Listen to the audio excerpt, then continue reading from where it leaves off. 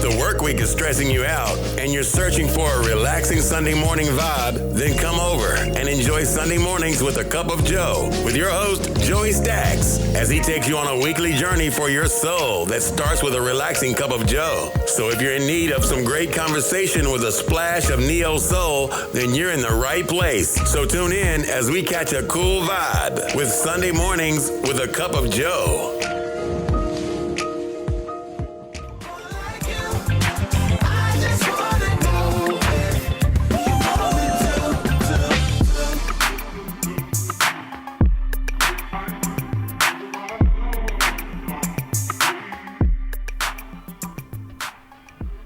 What up, though? Welcome to another episode of Sunday Mornings with a Cup of Joe. I'm your host, Joe, and today we got a special guest in the building, my homeboy, DeMario Scott. What's going on, boss? What's up with you, man? How you doing? Man, I'm doing good, man. I really appreciate you having me on the show. The stuff that you told me about the show, man, I'm excited to hear more about it, but I'm glad I'm here. Oh, yeah, for sure, man. When I started thinking of my guests and thinking of guests to have on, I was thinking about guys I know that's in like a positive lane, guys that come from the struggle, that can relate, that can have some knowledge and information to pass down to others. Absolutely. I was like, man, I got to make sure I get my homie on here. So tell everybody what it is that you do. And what is it that I don't do is the question. No, I went to school for mass media communication and business administration at Baker University. Currently, I'm a senior field development manager for a company called Norwex, and my focus is personal development and leadership development.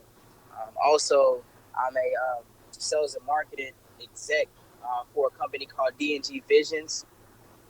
It's a production company, and also I am a co-host for a show called Zine Live. We stream live on Facebook, and it's like a you can consider it a talk show. We have live guests that come on, and we talk about relevant, not necessarily issues, but things that are going relevant conversations. We have relevant conversations, and and we talk about growth and things like that as well. So how many people is it on the show? On which show? On the Zine Live? Yeah. It's me and my co-host, and okay. We have guests that come on the show. We talk to them. How long have you did that? We did that. We think we did over 10 episodes or 10 shows. And we took not a break, but just reevaluating some things with the show, so that we can come back this next season with a new fresh approach. Okay. So many people might not know. So I've been knowing DeMario for many years now. I met DeMario in the early 2000s as a part of a business and personal venture we was doing in Kansas City with Lost Entertainment and DeMario. Outcrowd Music, Kingpin Entertainment. It was like these guys. So when I first So let me give you a little backstory. So we started Lost Entertainment around 2006, 7-ish. And the first big thing that we wanted to do was sign some people, work with some young artists, work with some young, hungry people. And just so happened, Chill was a part of our label, our homeboy Chill, Eric from Kansas City, which is Lil Yo right hand. They used to always be with each other. Always, like I'm talking about, like for real bros. And when Chill introduced us to Lil Yo and everybody, it was amazing when I first met these guys. I never ever in my wildest dreams would have thought I would go to Kansas City, Kansas, and Kansas City, Missouri, both sides. Okay, so tell me before I start, what side are you from? Man, I've lived on both sides. I graduated in Kansas City, Kansas, and then after I got out of high school, then I moved over to Kansas City, Missouri. Yeah, so I moved to Kansas City in 2000 and 2001. Yeah, and when we first met you guys, it was amazing, man. I have to admit that it was pretty amazing. Chill was around us for a long time, and he always used to say, man, yeah, I got some homies back at home, and we be doing like the music stuff, and we do everything. He said we do everything. I know your listeners like, man, who was Little Yo? Man, that was a street name. So we so this often happens with my guests too, that I have. This normally happen with our guests too, that I normally have to tell everybody that my guest is also my street homeboys, and we all come from the hood, so we all got nicknames. I one of my first episodes I talk about my struggle is I don't know what keeping my name Joey Stacks or changing it to Joe. I don't know what to do with it. So like you like Diddy, homie. Like you always changing up. Hey, yeah, be Love next. Yeah, hey man, I'm thinking about changing it to Prosperity or something. You know what I'm saying? Like for real, just call me Prosperity P or something. You know what I'm saying? Just switch it up on them. Prosperity P. Just switch it up on them. But when we first met you guys, it was crazy because she was like, "Oh yeah, I got a whole crew and they do everything." And I went down there to meet them, and when I tell you they did everything, man. These was the only young guys I ever met, man. They did seriously everything. They was like, we had our hands in it. Yeah, literally everything. Oh, they was making T-shirts, making the music, doing the beats, booking the shows, taking the trips, hustling. They was doing everything. Like I'm talking about, and then the crew of like 10 little guys, man. They was for real, and they camaraderie. And their passion for the music, it just drove us to develop a close relationship. And throughout the years, man, it's been like my little brother. Like, I have seen him absolutely change his life for the best. He always been a positive. He always been a business-orientated young brother since I've been knowing him. He always was on his stuff. Like, I remember, used to wake up earlier than everybody and go to work. He used to work 2 jobs. He used to work 2 jobs on the same day at the same time almost. It was amazing. No, for real, it was amazing seeing y'all grind. And what caught my attention was the KC Connekc, or it's called the Connekc. The Connekc, okay. Explain to everybody what that is, because that's the first time that I got a whiff of, I guess, your new direction. Yeah, absolutely. Because we were doing music we did music for a while. And I had come to a point in my life where I was just like, I need my own lane. I want to walk in my purpose. I want to do things the right way. And I contemplated with myself for so long, but God, had put some stuff on. It's when it comes to following your heart, following God's lead, and my heart is with the people. My heart is helping and developing people, and He had put it on my heart, connect. And at first I didn't understand, I didn't know what it meant. I'm like, what? Just connect this, but He was like, building wealthy relationships with a variety of different people, different races, different organizations, and utilizing the wisdom that He gives me to help them where they're at and to help them get to the next level. And the Connekc it was at that time, I thought it was just maybe just a little talk show, and I go around the city and go to different venues and interview artists and things like that. Connekc is actually an acronym.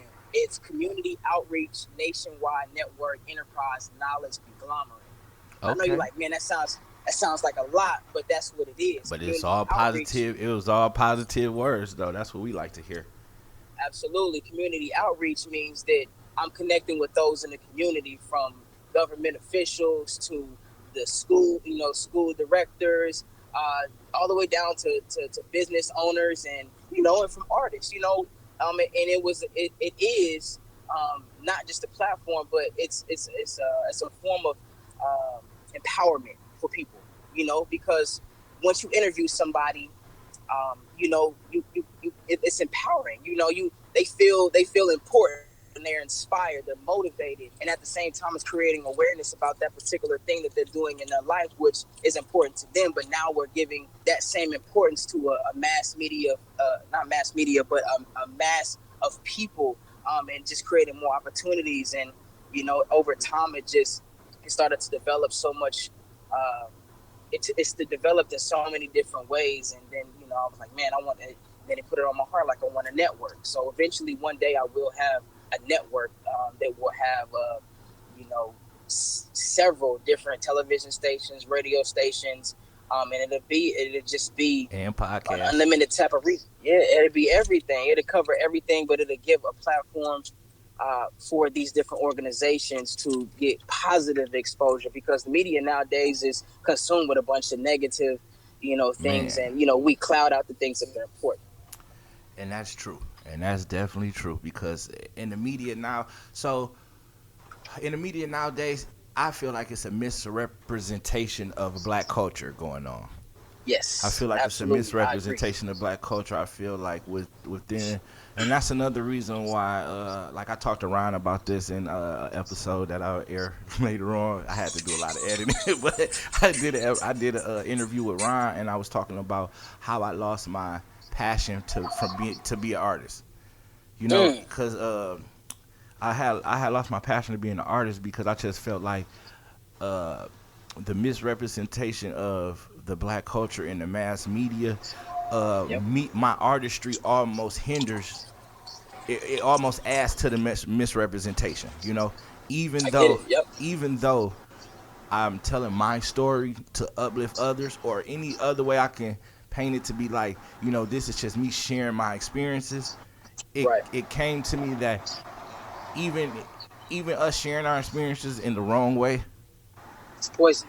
it could get miscommunicated to the ears. That's, you know what I'm saying. That's Yep. accepting the information, and Yep. I'm not trying to promote more violence in the community. You know what I'm saying. I'm not trying to promote more.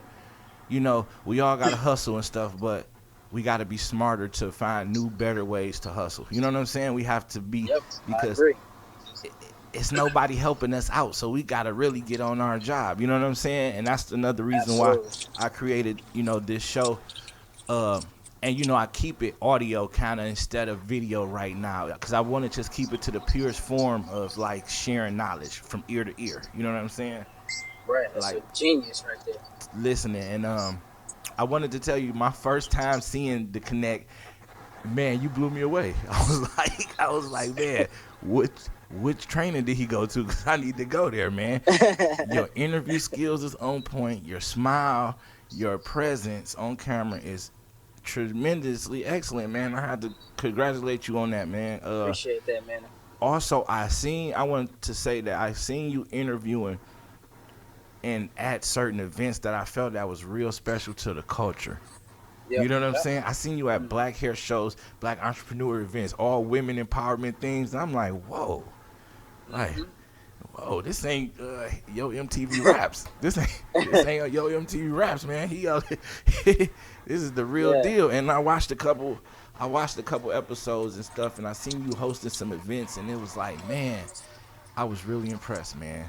I was really That's what's up. impressed how you could articulate yourself, and just that presence you hold, man. You hold the presence of a strong black man. You feel me? Like a well-dressed, well-spoken black man. You know what I'm saying? And Absolutely. that's needed to see. Yes. You know what I'm saying? Most That's definitely. needed to see. Yeah. And I be wanting to share these stories with my guests, because I be wanting people to know, like, we all grew up trapping in the hood. You know what I'm saying? Like that Yeah. don't mean that we are not bigger individuals and we don't serve a bigger purpose. Yep. Uh, Absolutely. I wanted to talk about what you said. You got into building wealthy relationships. Yep. How important is that how important do you feel that is to the grand scheme of empowering the black community, is building healthy relationships? What's important is something I always say is, sometimes it's not always about what you know, but it's who you know. Building wealthy relationships has it. I mean, people, they hear wealth and they think money. Mm-hmm. Which wealth is? I mean, that's a part of wealth. But if you get down to the core of what wealth is, wealthy with people. When you're wealthy with people, man, it's possibilities are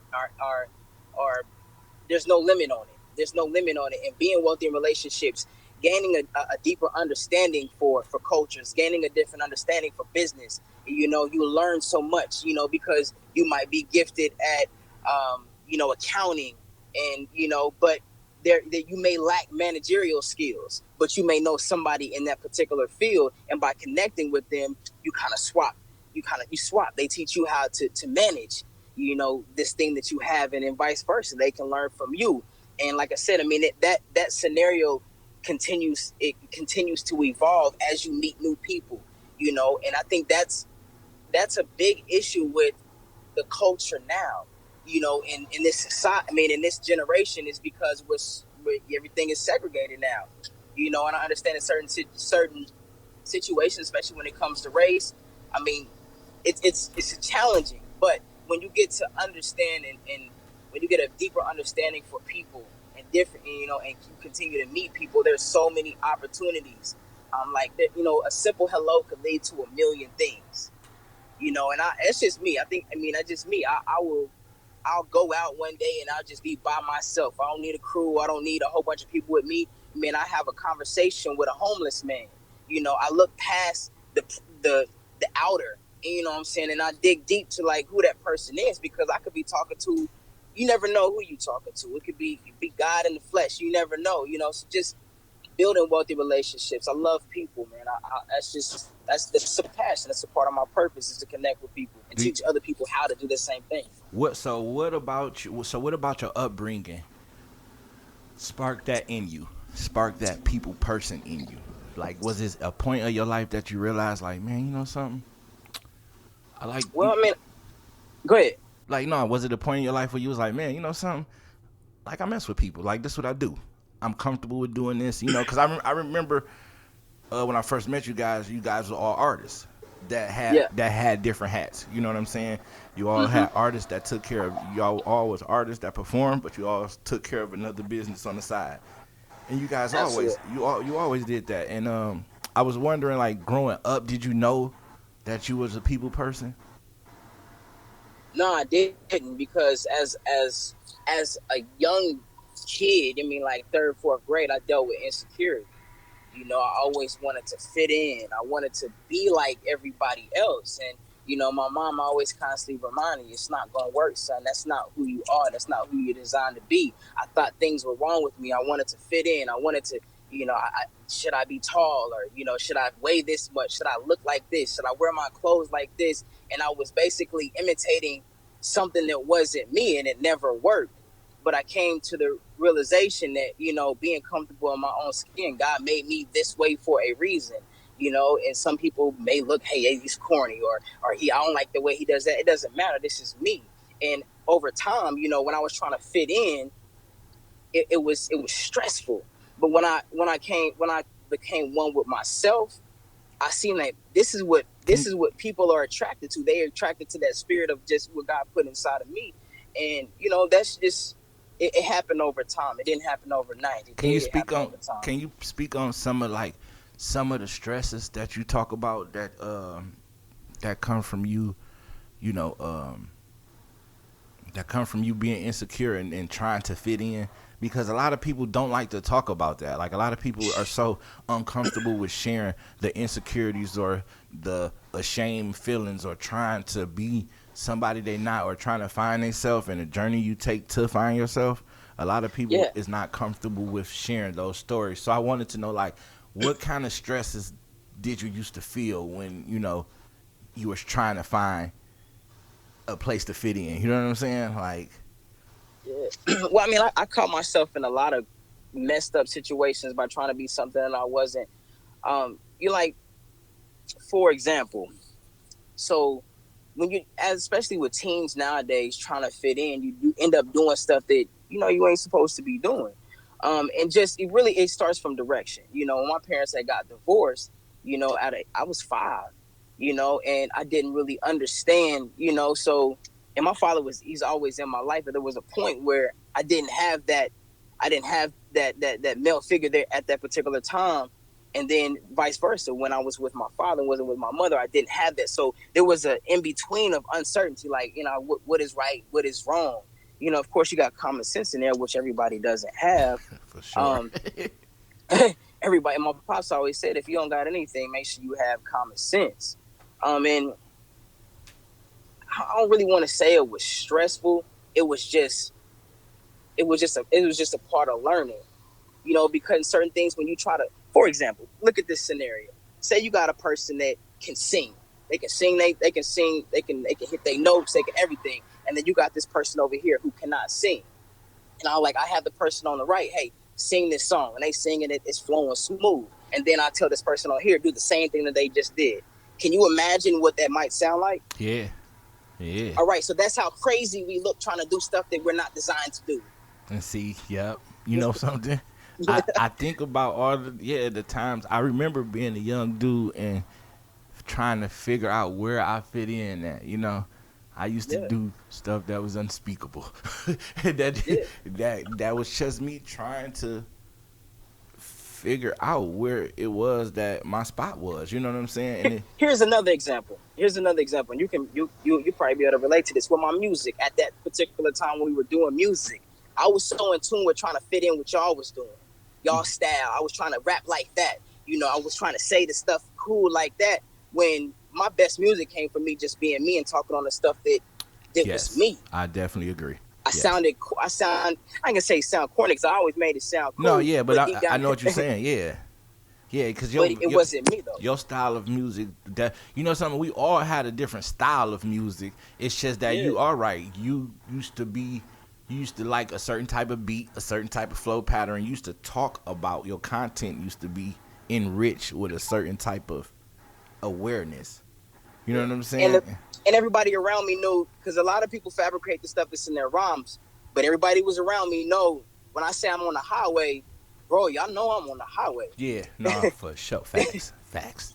Nah, you know what I'm saying? Like, and that's not, I mean, at that time, and, you know, being promiscuous and just, you know how to code mouthpiece, and I was very disrespectful, especially to women, which I don't, at that time, but that was me trying to fit in and I was feeding poison to people. And that's why my music it kind of plateaued to a point when the music that wasn't speaking life, it didn't go nowhere. And I'm glad it did. Yeah, because you didn't want that to be a representation of yourself. Exactly. So when in your transition and into your music and stuff, when did you find the calling to stop? Or do you still record? How is, like, are you an artist? What do you do, like, far as like the music thing? Do you completely stop? Do you listen to beats time to time? Like, oh no, man, I listen to music. Music is a part of me. You know, it's, you know, and I still, my music has changed. That's not something that I'm pursuing to just be this artist, but you know, God works things out in a certain way, because what I do for a living, I'm able to still write music. It's different type of music, but I'm able to utilize that gift that God has given me. I just use it differently. And you know, I think it was just, you know, God has his time. And, you know, and now I get to still do what I love, still have a passion for music.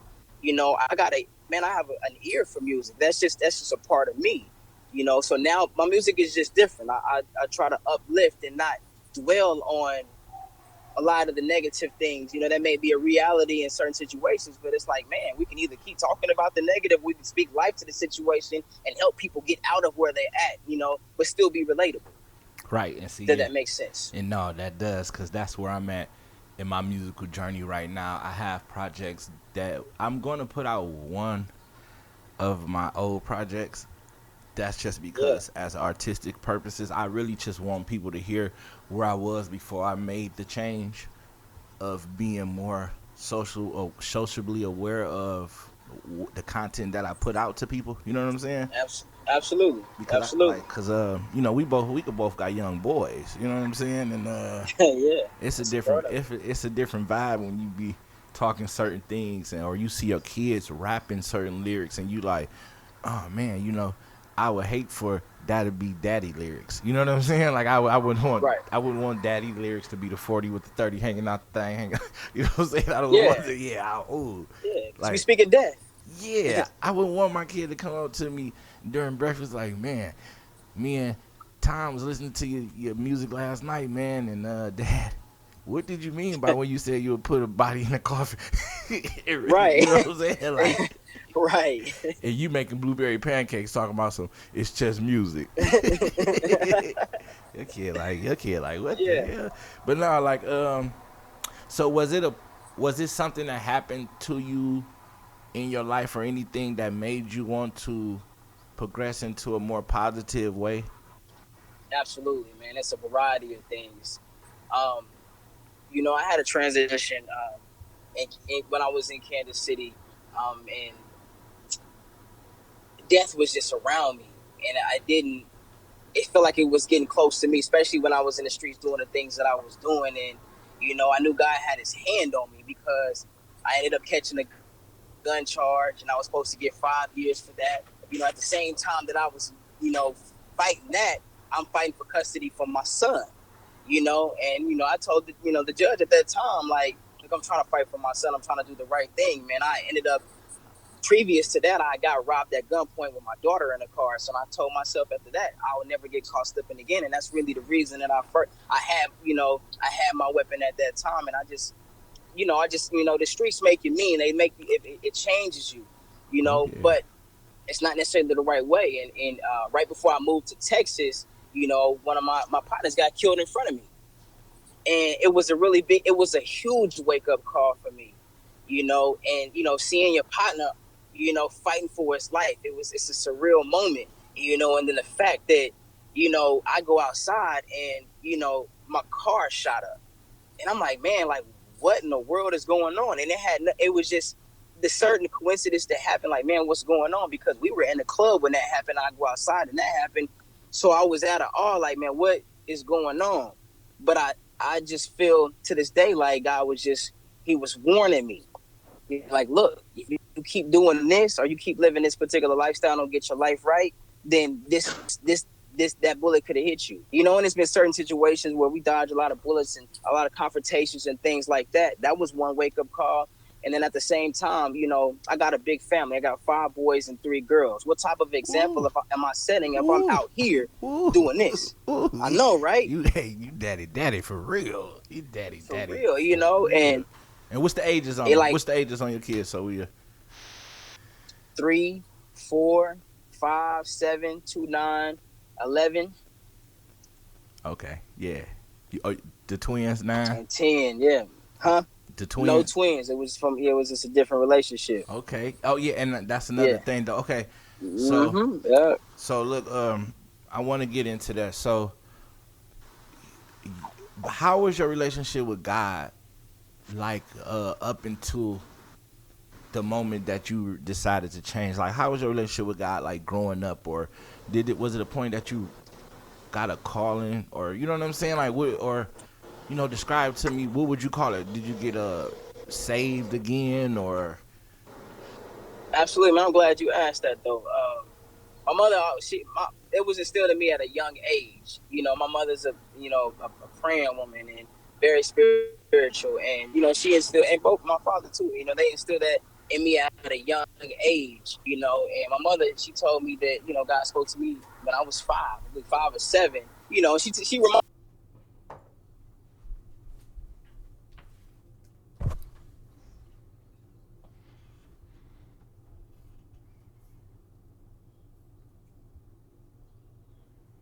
When God calling over your life, bro, you can't shake it. You can run all you want to, but you will never be able to shake it. It's there. And I'm still working on my relationship with God. I can't walk around like I'm holier than thou or anything like that. But when it's in you, bro, it's in you.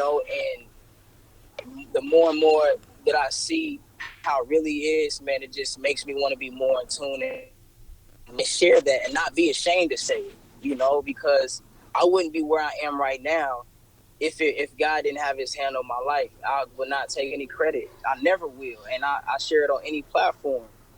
Because I'm not ashamed. He's changed my life, bro. Like I said, I got 5 boys, 3 girls. I'm married now. Like at a point in time, I didn't think I would ever get married. He put me with a woman that she's just like no other.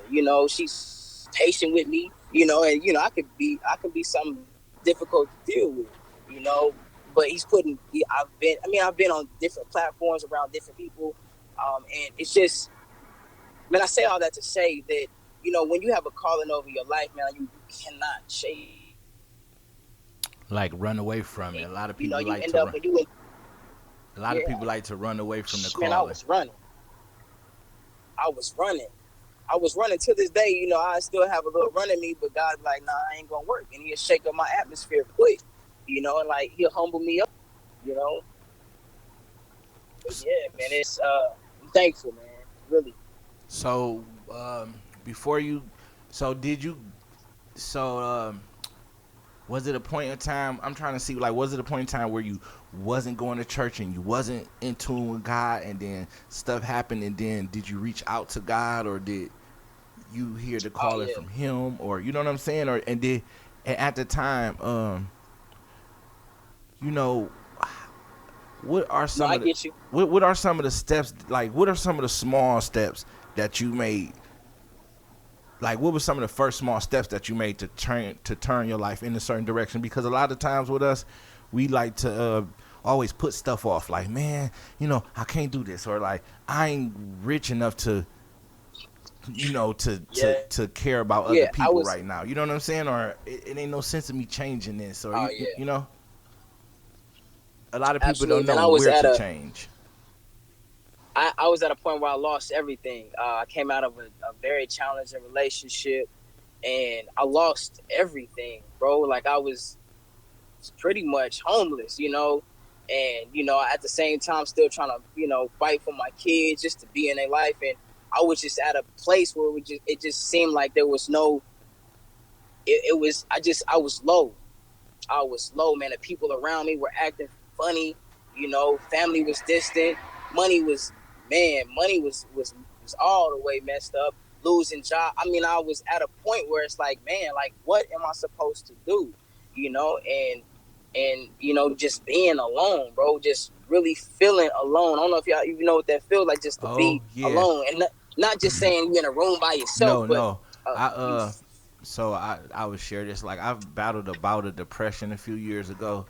That was very intelligent. It made me re-evaluate my relationship with God, or just my spiritual relationship with a higher being. Period. And Yeah, yeah, I do remember that lonely feeling, and it's nothing like feeling alone with people around. You know what I'm saying? It's nothing yeah, like feeling alone where you going out and you doing stuff that normally is what you thought makes you feel happy, but you know what I'm saying? Like, no, I completely understand, and I was broken. I yeah, was broken mentally. I was broken physically. I was broke financially. I was just at a really low place.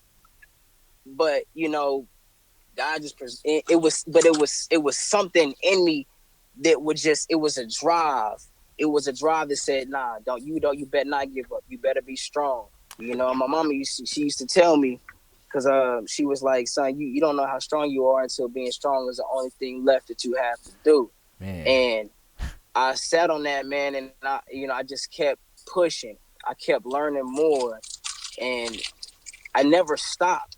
And as I was going through that phase of my life, God became more real to me, because at a point in time I was angry at God, like, why me? You know what I'm saying? Like, you know my heart, God. Why are you taking my kids away from me? You know that I'm just a father out here trying to fight for his kids. Why are my friends acting so? What's all this envy and jealousy coming from? Like, I got a good heart. I'm loyal. I didn't understand, but everything has a season. right. Everything has a season, and you know, sometimes in the word it says, blessed is the one who God reproves. And sometimes we give too much credit to the devil.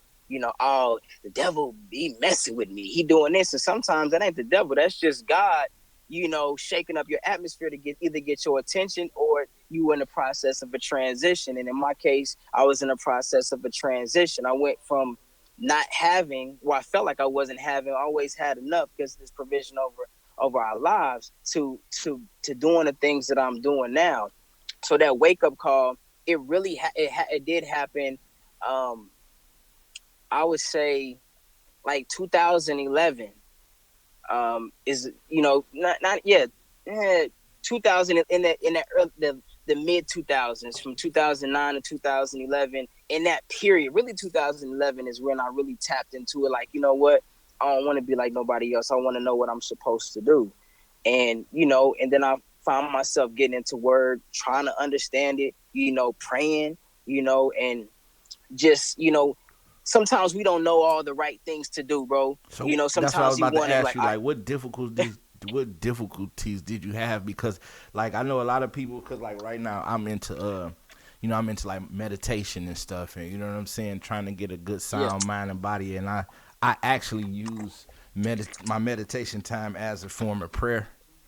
You know yeah, what I'm saying? But I know when I talk to people, they be like, I don't know how to pray, or I don't know how to meditate, or like, where do I yeah. start? Or like, so That's me. share That was some of me. your difficulties that you had, like when you. Well, I was trying to do it the right way. There is no right way. There is no right way to do it. And once I started being honest with myself, I could be honest with God. Because if you come to God half-heartedly, I mean, you're not being real, But when I came to the point, like, hey, look, God, I'm I don't understand why I'm going through what I'm going through, but can you provide me with clarity, wisdom, and understanding? Lord, give me the strength that I need, because sometimes we'll pray for things that we want, but it's not necessarily what we need. Lord, give me exactly what I need. And, and just being thankful, and being mindful, and then you'll start to build your own relationship, because nowadays we get wrapped around religion, and the things of religion, and that pushes people away from getting to know our creator, Mm-hmm. and getting to truly understand. And like I said, I'm still learning. I don't know it all. I'm still learning, and I'm just thankful that I have some type of understanding, and the understanding that I do have, I share it, and the things that I do now. That's why I think it's important especially as a young African American man, that the things that I do matter. Like I'm proud to say I got 5 boys and 3 girls. Some people be like, oh, I ain't about to tell nobody. No, I am going to say that, because on the other end, the perception, you said it earlier in the conversation, that it's our culture is we're put out here like we just some thugs, and we just use slang, and we wear our clothes a certain way. Like, no, that is not the perception that I want on myself, nor I don't want that perception that I give other people. So yes, I have the experience of being in the street, and also have the experience of being corporate, and also have the experience of being a public speaker. For one, I mean, somebody just asked me the other day to come speak at one of their team meetings. So just somebody asking to hear my story. Yeah, man, I'm proud to say that. And I want to help, if create awareness that, look, you can go through X, Y, and Z in your life. You can think that your life is just completely horrible, but there is a purpose over your life. For example, you, bro, I seen your transition. You know what I'm saying? The fact that you stepped out on the limb to create a platform to provide education, knowledge. You are empowering people. Just being on this conversation. Being on this on the show tonight or this morning. Just it's empowering to me, and it's also, I'm proud of you, and I know that God Thank got you, a thank you, calling over your life man. to do something amazing. And I pray that the people that are listening to this, that whatever it is that they're needing confirmation on, that they get it, because we talked about a lot, but I just, everything happens for a reason. Yeah, no, true. And I go through struggles myself about a lot of stuff. Transitioning from the streets into a space of positivity and peace. Right. It takes a lot. It takes a different understanding of the world. And like shit, I got 3 little boys. I be struggling as a dad for real. Like, For real, I man. got one little boy. My youngest son. Me and his relationship is very estranged, and I'm trying to fix it and I'm trying Yeah, I to. get it. Yeah, no, I'm trying to fix it, I and get like it. I have struggles, like for real, like with even the 2 boys that I always see. Like I struggle as a dad because, you know, ain't no manual for this parenting thing. You know what I'm saying? And I don't never had Yeah, no regret of saying that I struggle as a parent, because shit, I work my hardest. You know what I'm saying? I always learning new absolutely. stuff, and I'm applying. And at the end of the day, I'm not a bad guy. So Nope, nope. it's just in with the process. But I so how do you feel how important it is to show your leadership roles and like your to being a role model for your sons and your kids? Like how important is it for you to show them or share with them your experiences? I think it's important, not just for my kids, because it's bigger than me, it's bigger than my kids, it's so much bigger. than that. That's an important piece, but it's so much bigger than that because they're a part of that's legacy. So what we do right now is going to impact them, but at the same time, they're going to be carrying the torch as well. So it's very important. That's why my passion is personal development and leadership development. That's a part of my why. It's one thing to motivate somebody, but motivation is sometimes like fuel. You can fill your tank up, and say you fill your tank up, and you're in Texas, and I drive to, my destination is California. What's gonna happen in the process of that drive? Right. You're gonna lose. You're gonna have to fill up sometime. Gotta gas up. But listen, this is where I'm going with this. You can be out there motivating people, getting them all hyped up or whatever. But what are we leaving them with?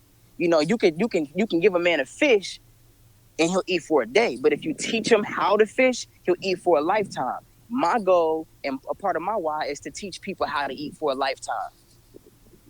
And that's good. And how do you do that? Like, explain to us, like, how do you plan on going about? See, now you're talking to me, bro. Yeah, now you're talking. So, I have this course that I put together. It's called Beyond the Boundaries. Sometimes we live in a box. When I say live in a box is that we're scared to step over that boundary because, stepping over that boundary might mean I got to make some sacrifices. I got to cut some people off, or I got to get up a little earlier. Sometimes, but if you want to get to the next level of your life or your business, you have to be willing to make that sacrifice to step beyond the boundaries. And then, of course, is the first thing when you want to take your life to the next level or whatever it is you just want to take it, you want to level up. You have to identify your why. Identifying your why, what are you passionate about? What can you do all day even if you weren't getting paid? What are your talents? What are your gifts? Honing in on those things will help you to identify your why. It might be family. It might be to, create an organization to help needy countries, whatever. Once you hone into your why, that's where you want to start. Because if you don't know your why, you just doing stuff. So once you've identified your why, the next thing that you do is you identify your roadblocks. What's getting in the way of me reaching my full potential. You identify them, write them down. Get you a piece of paper. It don't matter. Whatever roadblocks you can see, write them down. Then in the process of that, you have to have a 180. You have to have a moment where I call it 180 perspective. 180 perspective is you change the way that you're looking at your current situation. Because if you have a 360, you going around. Right. But you have to change your perspective, on how you're looking at your situation. And, for example, if you talk about fitness, man, I'm overweight, and I got a problem. I don't like to exercise or something. Okay. If you change your perspective, you got to, look at how you're looking. Okay. If I have these challenges, what things can you do to gradually get to the point where you need to go? Now you're thinking now, that's, change your perspective. So you gotta enlighten your perspective. The next thing is you have to narrow your focus. People, and myself included, at a point in time, I thought multitasking was the thing to do. I can do multiple things at one time, which, your energy diminishes when you try to multitask, try to do 10 different things. Oh, I want to be a graphic designer. I want to be an artist. I want to be a mechanic. I mean, where is your focus at? Focus is an acronym. Follow one course successfully.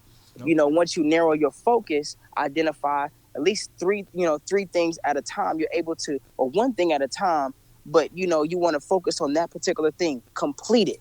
Then you go to the next thing, complete it. Then you go to the next thing. Then you put your next set of goals out there. So you have to have a narrow focus. You have to have a narrow focus. And then once you've had that evaluation, then now we implement goals. And your goals have to be SMART. They have to be SMART goals. SMART is also an acronym: specific, measurable, attainable, relevant, and time bound. Okay. This is where it comes to being relevant. And I'll say it again because somebody might be taking notes. Make your goals SMART. Specific meaning it's not vague, it's not waffled. It means that you know exactly what it is that you want to accomplish. So you don't go in there and you write a go down, I want to lose weight. What the heck does that mean? You want to be specific. I want to lose 15 pounds. You see what I'm saying? Mm-hmm. Measurable. You want to have you want it to be, how are you going to measure your success? How are you going to measure? Is it going to be a daily evaluation? Is it going to be weekly? Is it going to be monthly? How are you evaluating your success? Attainable means that it's something that you can attain. You don't want to say, hey, I want to. If you 250 pounds, you talking about I want to lose 150 by the end of the week. I mean, come on, is that something that you can attain within that time frame? Not saying that it can't be done, but come on. You want to make sure, you want to make sure you can do it. Yeah, because you can, but it may not be by the end of the week. Right. Or you want to make sure it's doable in whatever time frame, measurable amount that you put into. Yeah. Right, and then relevant is the goal that you're trying to accomplish. Is it relevant for right now? Is it something that you need to accomplish? Because sometimes you want to, you want to do things that it's okay to want to accomplish certain goals, but is it relevant for right now? Is this going to help you right now? Right. Of course you want to think for the future, but you got to do things gradually. Time bound. You put a time frame on it. I always tell people, make you a 30-day, 3 goals in 30 days. 3 goals in 30 days. And then, once you have your goals lined up, with my course, I tell them to pick 3 goals. You can write down 10 goals, but I want you to prioritize those goals. Which ones are most important? What are the 3 goals that you want to accomplish in 30 days? And I give them a 30-day challenge, 30 days. And it comes with time management because we have busy lives, and I get it. So time management is important. So the thing is, once you have your 3 goals, you want to have 4 weekly objectives for each goal. 4 weekly objectives for each goal. Somebody might be asking, bro, why 4? You got 3 goals. Why am I doing 4? All right, so 30 days, you typically got 4 weeks. So each goal, you have a weekly objective. That's 4, Okay. So, and this is going to help to guarantee your success because you're spending an amount of time on each goal to accomplish a specific thing.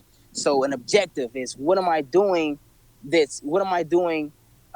today or this week that's going to help me accomplish this specific goal. And for each goal, you have those objectives. And next thing is accountability. Anytime that you set goals in front of yourself, what you want to do is have accountability. Accountability adds value to that thing that you're trying to accomplish. So I've created an accountability system. So for example, if I have my goals, I'm like, hey, Joe, I want you to be my accountability partner. It's the first day. It's a 3-day accountability system. So on Monday, you'll call me and you'll ask me one question. DeMario, what's your focus for the week? Now you put the ball in my hand and I have to answer. All right, this week, I need to do X, Y, and Z. And if I come to you like, dang, I don't even know, I wouldn't even work on it. Now you see how now I have to hold myself accountable. I should be able to answer that question. And on Wednesday, you call me and it's just a progress check-in. Hey, bro, how are things coming along with the goals that you're trying to accomplish? And I should be able to tell you this happened. And it's like a midweek check-in. Okay. Sometimes you get in the middle of the week, things get hard. You hit a few roadblocks, gives you the opportunity to talk it out with somebody, And then on Fridays is, you celebrate your successes and talk about areas of opportunity. You call me on Friday. So, how did your week go? Bro, it was good, man. I was able to do this, man. I got this done. And then at the same time, it's an area like, I didn't do this that well, but I can do this better. And then when you go into your next week, now you have a fresh mind, and then from there, and that's adding accountability to it. And then the next thing is once you have that, man, shoot your jump shot. I use this analogy in my class, like shoot your jump shot and follow through. And they're like, why do you use this particular analogy with a jump shot? Well, if anybody knows anything about basketball, when you shoot your jump shot and you follow through, the point of following through is you basically shooting your jump shot represents everything that you've learned and you've implemented, and you're putting it into action by shooting your jump shot. Now, and I give them the flip side of it. What if you shoot your jump shot and you miss? It's going to happen. That's a part of life. You're going to miss. You're going to shoot your jump shot in many situations, and you're going to miss. But the thing is, all you got to do is come back we go back to the court, and you that too. But check this out. All right, you got to evaluate. Why did I miss? Sometimes if you compare it to basketball, I may have missed because my elbows were not in. And when I released, my elbow was out, so the target changed. That can represent, hey, I'm not getting up early enough in the morning to get this particular thing accomplished, or maybe you didn't bend your knees, you didn't jump high enough. That represents maybe you need to strengthen your knowledge, maybe you need to read some more books, maybe you need to connect with some people in the field of the things that you're trying to do or trying to accomplish, and then go back to the when that ball's in hand, shoot your jump shot again, and then follow through. That's leveling up. That's being outside of the boundaries. Go ahead, continue. Yeah. No, that's. Go ahead. Go ahead. No, what I was saying, so what you were saying, it's leveling up. Go ahead, finish what you were saying. Finish it up. No, that was it. You know what I'm saying? Shoot your jump shot and follow through, and that's how you operate beyond the boundaries. So can I ask you a question? So what about people that's finding it hard finding a direction? Like, what's a simple step you would give somebody that's finding it hard to, somebody sitting around, they might be like, shit, I don't know what I'm good at. That's good. That's really good. A lot of people be sitting around and be like, I don't know what I'm good at, or, they don't have anybody that's co-signing or, what I'm saying, giving them validation about how good they is at something, So they could be sitting around the house like, man, I'm only good at negative stuff. Like, I'm only good at fighting and talking stuff. And it's crazy because I talk to a lot of people. I had a conversation with one of my friends today, and that was her thing right there. Like, I don't get it. But the thing is, that's where building wealthy relationships comes in. Connect with other people outside of your normal circle, and, once you continue to make those connections, you'll learn more, find things, try to get away. Focus on the positive things in your life. What are the things that over time you have done good at? Everybody's done something good. You may have a very negative past and this and that. You've done something good. For example, cats in the street. What you done good, bro? All I know how to do is hustle. Okay, you a businessman. You just doing it in the wrong field. Like you get it. I hustle. I know how to count money. That's all I know how to do. All right, you may be an accountant, bro. That's something that you're good at. I got my squad right here, and if we doing something, and I'm just talking street stuff just in case somebody on there, that's their mindset. I know how to put together where we can hit this lick or something or whatever. So you got organization skills, administration. You know how to put the pieces together. You know how to build an organization. That's it's a boss. But you just have to learn how to apply that same skill set in a different field. So what about okay? So let me ask you a question. This is like a personal, but on the same note. Like, what about guys that be like, they're not comfortable with change? You know what I'm saying? Like, how some people can be chilling and they be like, yeah, man, you right. I am a good counter. I could be an accountant, but like, man, ain't nobody about to be doing all. You know what I'm saying? Or that sounds like some square stuff, or that sounds like. Like, oh man, that sounds like some square shit, or you know what I'm saying? Like, what do you say to people that looks at that part of it? You know what I'm saying? Where they trying to find what to do, and you give them an opportunity, but for people that's not comfortable with change. What was some of the what's something that you could tell somebody that's not used to change, not comfortable with change, so they really don't know? Like, a lot of times from the hood, people be like, man, I ain't with that. Or, like how you said, like, some people look at you like, man, what you be doing, like, you sound corny. Yeah. And this is me. Like, I don't know all the answers, but if it was me and I was having a conversation with a person that has that mindset, I would just speak life into them. I would speak life. And when I say speak life, I would be like, I understand that, bro. I understand that it may seem corny and you'll have your own way of doing things, but it's a greater calling over your life to do something greater. Why do you think that you have the drive that you have doing what you're doing? That drive is, you may be doing this particular thing, but you have a greater calling of it. I would just speak life. I would continue to speak life, because once you keep speaking life into somebody, you can only decline it so much.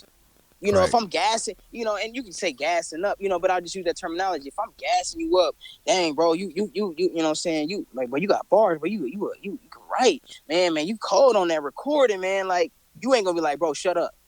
Right. And eventually you're gonna be like, nigga, yeah, you're gonna be like, I am Yeah, lit. Like, you feel me? yeah. It's gonna give the confidence, and then in that moment, like, bro, won't you? And then I provide different suggestions. Like, dang, who was I talking to? Man, I had a conversation like that, and I helped somebody to think about. I forgot what it was, but basically it was that type of situation, and I gave him a different example. I'm like, well, dang, my bro, he's locked up in jail. He did 10. He's doing a dime, and he served 92% of his time, for robbery, And I was talking to him, and bro, he went into jail when he was 17. He never drove a car, none of that. You know what I'm saying? Like, Yeah. he didn't experience no high school and no in the 20s, and he didn't, none of that. So to talk to a person that's incarcerated and tell them, like, what they think, like, I don't know what I'm gonna do when I get out. And I'm looking like he went in there and he accomplished. He's a dope artist. He did culinary school in there, got a CDL, and I'm like, look, bro, you have a story. So instead of just coming out here like the rest of, a lot of the felons come out and they try to get a job and they can't get a job because it's the felon. I'm like, look, while you in there, read about an LLC. Learn about your LLC. Create you a game plan while you're in there, so when you come out, you can be your own boss. So I helped him to. That's the perspective. Because we have to change. We have to change how society wants us to approach things. So I'm like, look, you create, and I gave him the game plan. I gave him the Beyond the Boundaries. Look, create you a business plan while you're sitting down, because you're getting ready to get out. So when you get out, look, put this to action. And then instead of having to answer to somebody and something, you'll be your own boss and you'll be able to put money in your pocket immediately. But your whole perspective is changing. Now you're doing something positive. Something positive has birthed out of a negative situation. So just to answer that question, I would just continue to help to enlighten their perspective, not change it, but enlighten that perspective. And that's just, that 180 approach. Give them some things to think about, because they'll think. They'll think. Something, I'm just thinking, like, I wonder if we can start using that as a reference point to help motivate people, or to help spread some kind of, to bring some kind of awareness, is to speak life. You know what I'm saying? Like, to speak life to people, like to not try to convince necessarily, but just to speak life to, you know what I'm saying? Speak, like, simplify it. You know what I'm saying? Simplify the conversation to more of a life or death conversation. You know what I'm saying? Or to live life or not live life conversation. Because I think a lot of times with the religion aspect, with the financial aspect, with the uncomfortability of change and the comfortability of doing the same all the time, I think that a lot of times the lesson or the knowledge that gets passed down kind of get misinterpreted. You know what I'm saying? Like, I think we probably need to start breaking that down more simple. Like, hey, man, do you either want to be homeless or do you want to be living well off? Do you know what I'm saying? Like, hey, man. Yeah, make them think. Yeah, like, hey, man, like, you keep doing, like, what have you done in the last year that's been good since you've been doing your own plan? If ain't nothing good come out of it, man, maybe you need to think about following this other plan. You know what I'm saying? Like, like you said, reevaluating. You have to. And, man, it just, especially with people like ourselves, man, we've been through a lot. It is our responsibility, because now, Joe, you have a responsibility because you have the listener's ear. So the things that we're telling them, or you're telling them, you're all responsible now. So you got to continue to speak life into them, whether you know how to or not. Just let them know what you've learned, and sometimes we go through storms in life. But, let me ask you that. Have you been through a storm in your life, Joe? Yeah. Okay, so did you make it out of a storm? Yeah. Okay, yes, so indeed. by being in that particular storm and you made it out, you've learned something out of that, right? Oh, yeah. So it's your responsibility to share that, because somebody else is getting ready to walk through that same exact storm that you went through, and now it's your responsibility. Like, look, I was there, and this happened. But you know what? Once I did this and this, everything changed. Now you've inspired that person. You not only just motivated, but you've inspired them, and you've given them some type of direction and some type of hope. You're not God or anything, but you've given them hope because they can see, like, dang, all right, he right, I get it, and Yeah, I, that's a big thing. Go ahead. no, yeah, no, you're right. I do a lot of kicking it. You know what I'm saying? You know me, I'm always talking and trying to share my story. I'm trying to link up with younger folks. I'm trying to, see if I can help out some young dudes' lives. I was working at a group home like a year ago, and I still have relationships with a lot of the boys from there. You know what I'm saying? And I try to drop some knowledge sometime, and that's the reason why I'm working on this book I'm working on. Yeah. One thing I learned about living out here in California, it's so diverse out here, and the mix of cultures and stuff sometimes might cause a lack of information to be shared.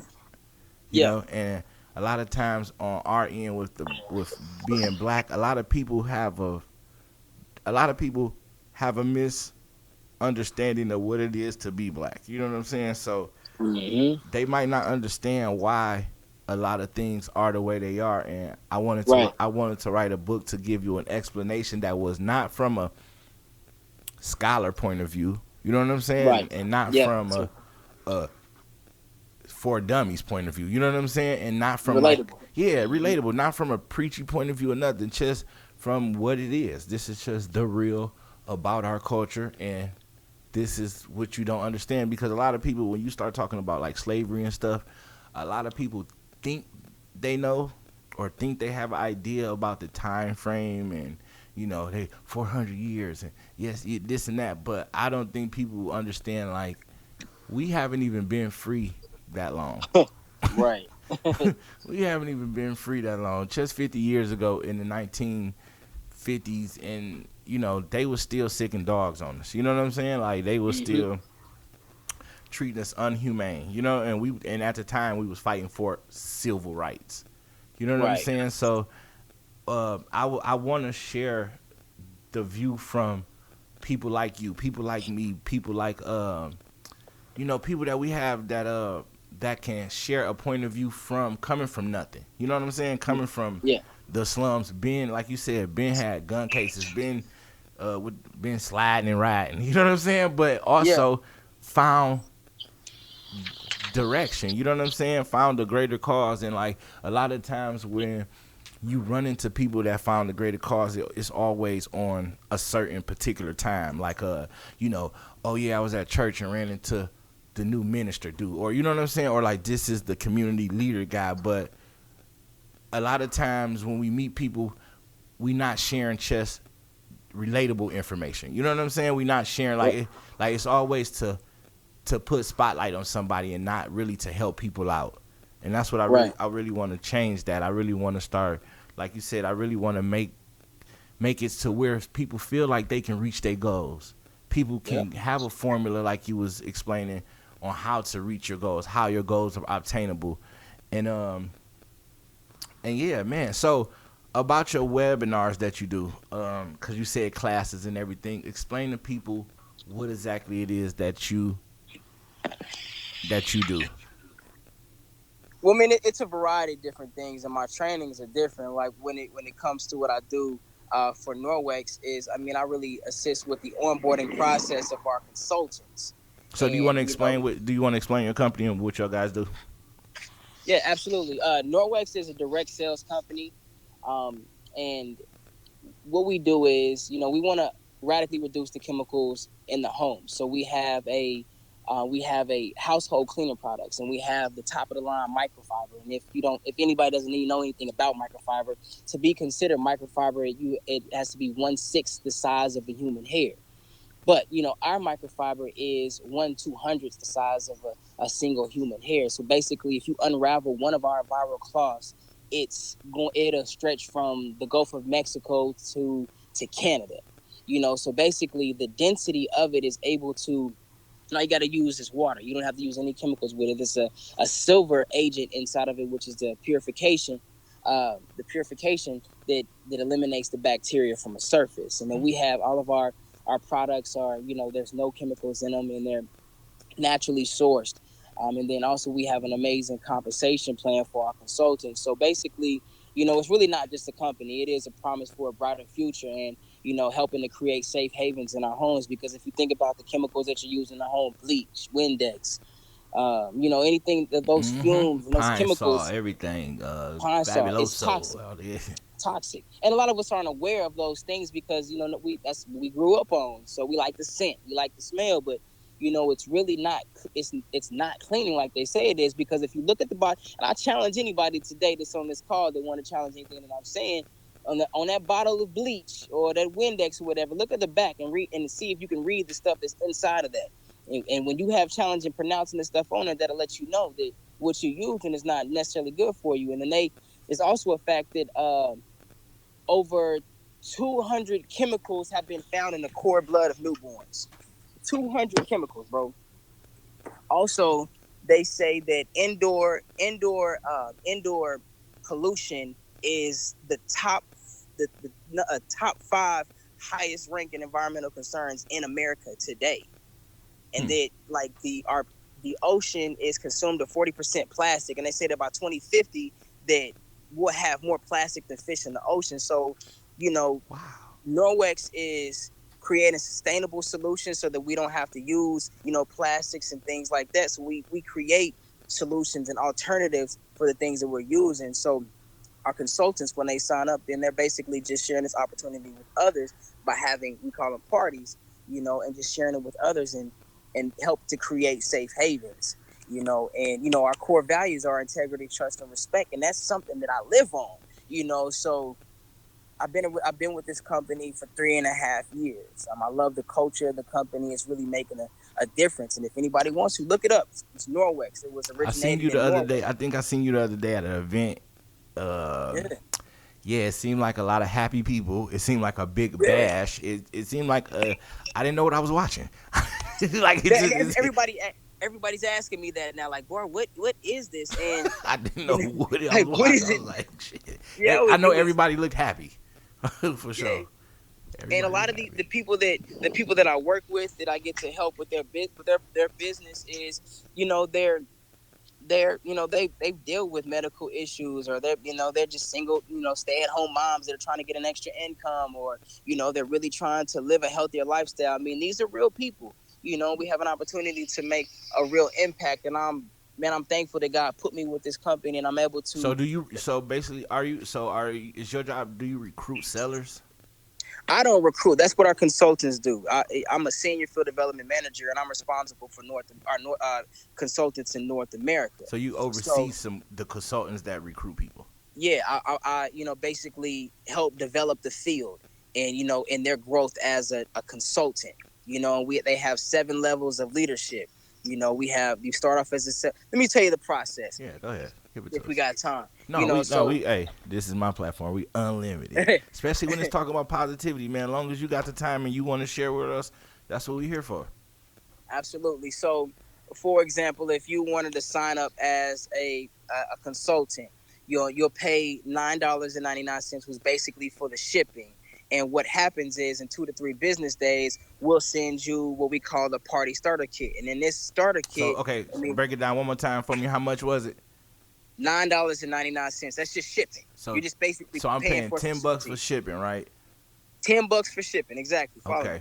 So in 2 to 3 business days, we'll send you a party starter kit. And in this party starter kit, it's over $200 worth of business materials and products that you can demo at your parties. Okay. So from there, once you have these materials, then you're able to. This is a party business. If you know anything about direct sales, it's a party business. So once you have, you'll set up your launch parties. Okay. We always encourage them to have 2 launch parties when they start up. Basically the launch party is an opportunity for you just share Norwex with your family and friends and things like that, and also it's great momentum for your business. And we also have what we call a Fresh Start Rewards program. Now, the Fresh Start Rewards program excuse me.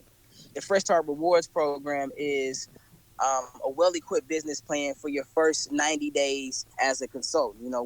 With each, and it's broken down into 2 steps. You have your Fresh Start sales plan and your Fresh Start recruiting plan, and each, with these 3 attainable steps, you can accomplish them within a given time frame.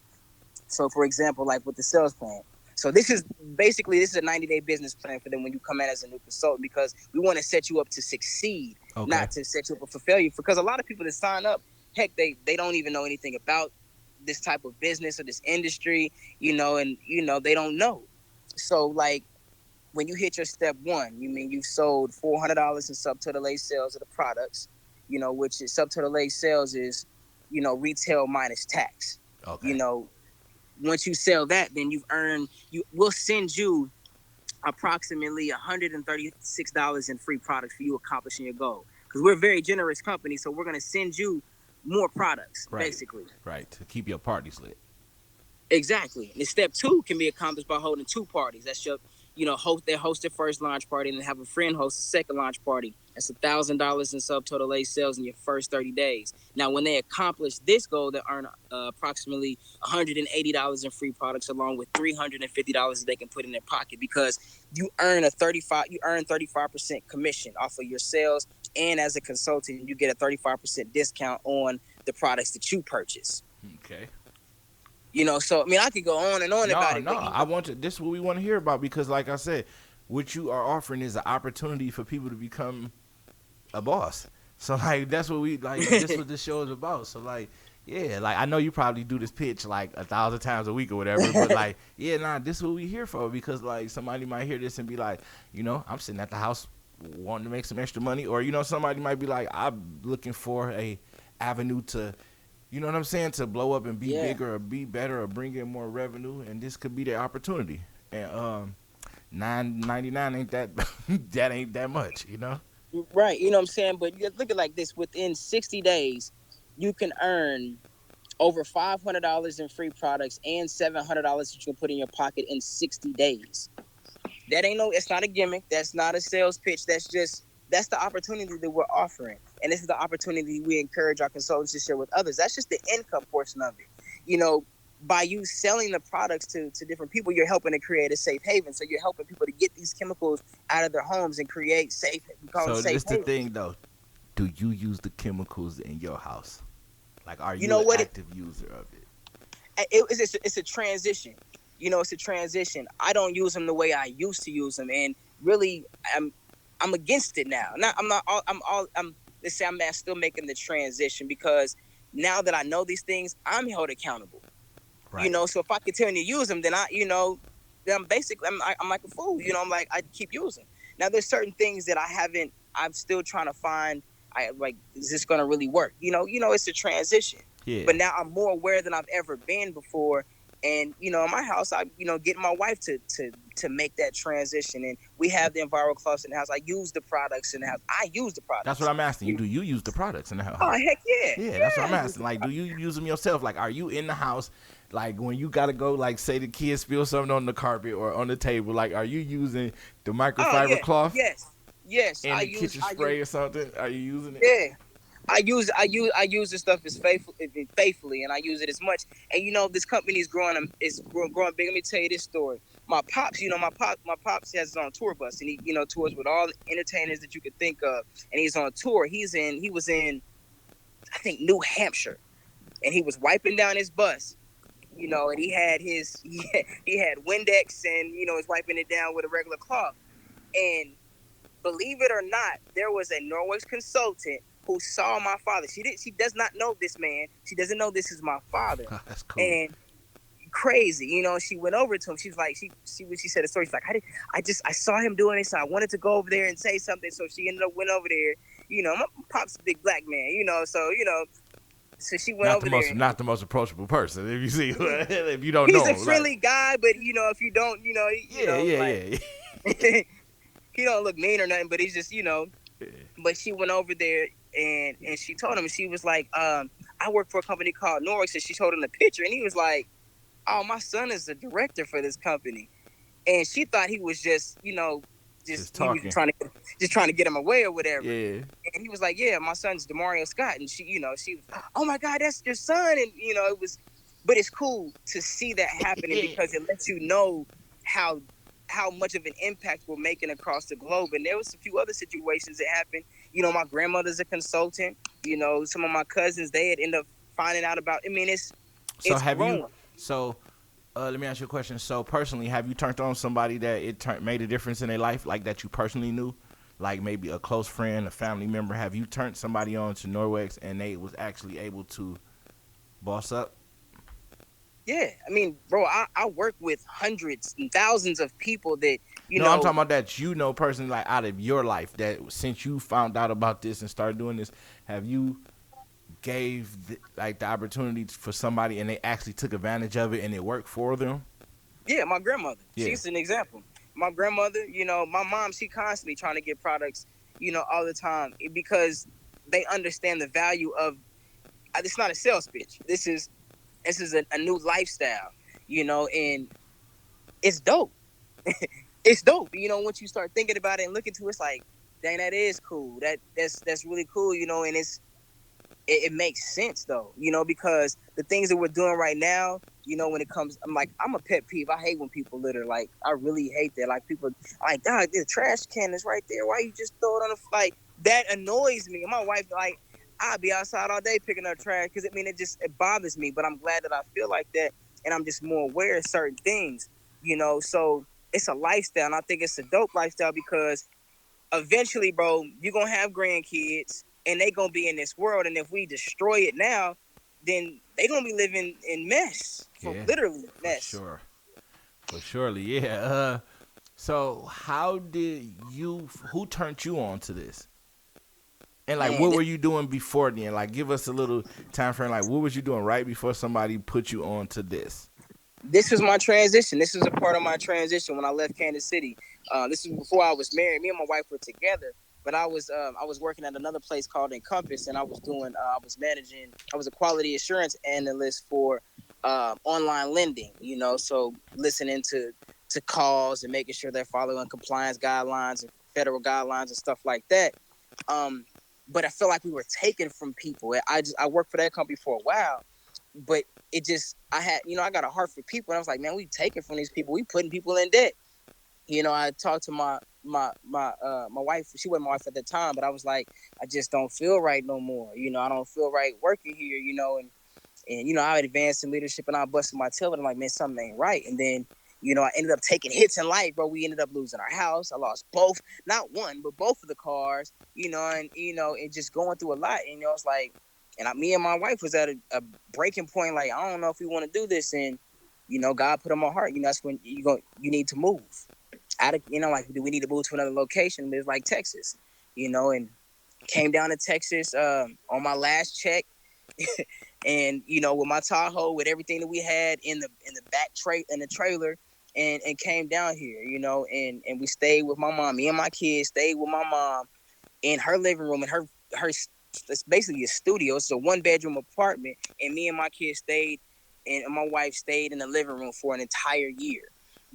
While I was making that transition, trying to find a job and things like that. But I told myself that I'm not going to just work I'm not just going to work a 9 to 5. That's not, I didn't move down here to come to do that.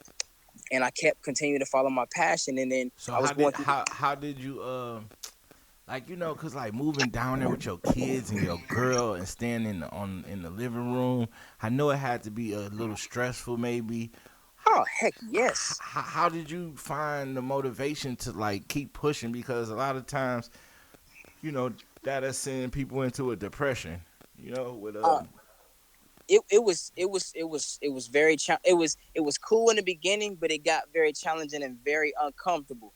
And then at the same time, I'm trying to follow my passion. So I'm doing little reporting gigs here, get $80 here. And I gotta constantly hear, you need to go get you a real job. That ain't gonna help take. I had to hear all that. That's what I'm talking about. Yeah. So how do? So it was uncomfortable, and then my mom was, well, I need, y'all been here this long, and you need help on this. And it wasn't she was nagging or nothing like that. It that right there, that pin that was sticking in me, that right there was like, I'm gonna keep going. I know that there's something greater, and I continue to this day to follow that. So I was working I worked so many different little temp jobs, but that's right before I came to Norwex, I was working at a kiosk in the mall. A kiosk doing, I don't know if you ever heard of the little animals that you can drive around the mall or whatever. The ride on I animals. I was working at a kiosk doing that. I was doing reporting gigs, but it wasn't like consistent. It'd be like every a couple weekends or whatever, and probably get $75 for that. And then I was also working at Amazon fulfillment. And I've always worked warehouse, so I was busting my tail, but it was exhausting, bro. I was working a lot, And then I went to that temp agency and I let them know that I was looking for another job or whatever, because I ended up getting fired at Amazon for.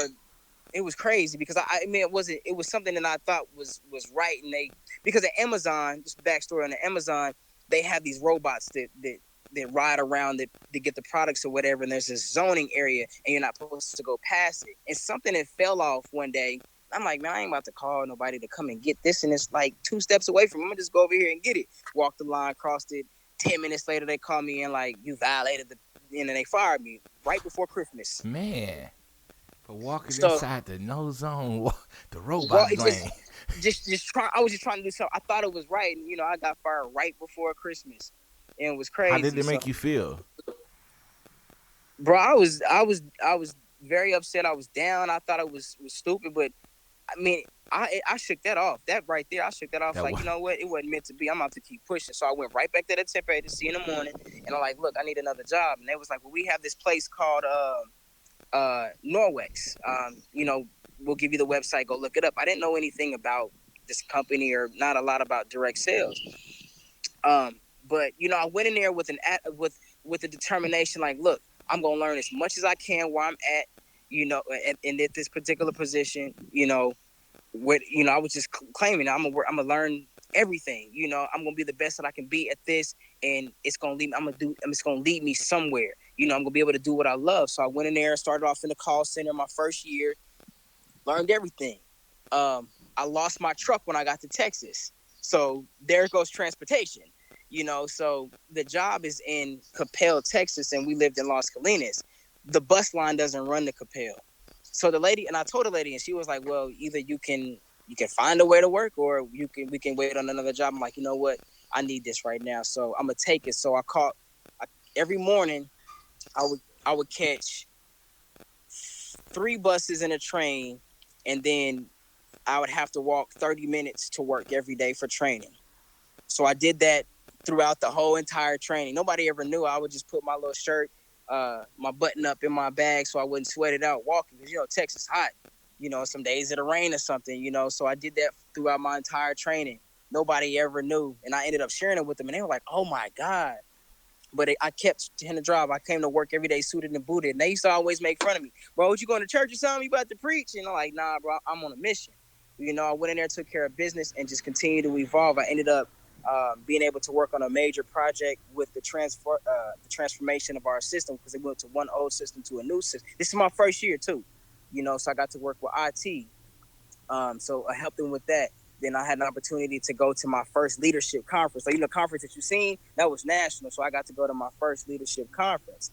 And when I went, I was just at awe. It was like, man, this is it, man. The whole culture, the people, the production. I love production. The cameras, the backstage, the stuff that was going on. I was just in tune with it. Like, man, this is something about this. This is I want to continue to do. I want to learn more.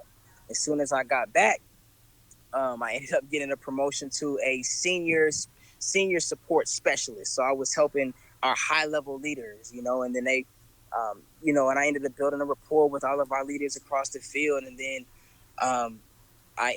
there was an opportunity at national conference. I think it was 2016. One of our international directors at that time, he had came to me and he was like, let's let me know if you're cool on time. Oh yeah. No. Just go ahead. He came to me and he was like, because my personality is, it's just me. And he was like, man, he pulled me to the side. He's like, man, what do you want to do here? And I was like, you put me in a warehouse, I'm gonna be great. It don't matter. That was just my attitude. And I was serious. It don't matter where you put me. You gonna get your shine on, yeah. We're gonna do it. And he was like, all right, well, check this out. He was like, we're going to national conference. I want you to sit in on one of my webinars. And I'm like, not my webinars, but one of my workshops. And then when we get back from national conference, we'll talk again. Because he asked me, he's like, do you know anything about sales? And I'm like, no, I don't. Not like this type of sales. That's why I made it. That's why he told me to go to the workshop. So my director at the time for the call center, she was doing a presentation in front of a little over 1,000 new first timers for the event. And she said, she know that I do public speaking and rap and, did all that. So I was comfortable with that. So she was like, can you help me write my presentation? I'm like, heck yeah, I'm down. I'll help you write that and help make sure that you present it in such a way that, they're going to blow their mind. So, we get to conference and everything changed at conference. And they're like, all right, we need you and her to go out there on stage and talk to them about this. This is my first time, bro, being in front of over 1,000 people, basically doing what I love, talking to people and getting them excited and all that. That was my first time, and we went out there, we nailed it. They loved it. We did a great job. And after that, bro, I cried, bro. I'm like, man, like, God, what is this? Like, what just happened? So we get back to Texas and we get back to Texas after national conference. And I went to HR. I talked to my director and I was like, I want to know more about this position that they have, this field development manager and a regional sales manager. What is this? So I went to HR just to get the description because I didn't know what this thing was, but it was brought to my attention. So I talked to my director like, man, and we went through it and, it said a lot of travel and this and that. And we were talking back and forth just, do you think you can do something like that? Because you got a lot of kids and that's a lot of time away from home and just going back and forth, talking through it. And crazy, I did not know that there was an open position. I did not apply for this. This is how I know it was God. I did not apply for it. That Wednesday, after I got it, I got an email from HR like, you have an interview with the international director of sales for the position for field development manager. I'm like, what in the world? So that was cool. So I partnered up with my director to make sure that, I had my resume lined up and, just so I make sure that this, first time impression is everything. Right.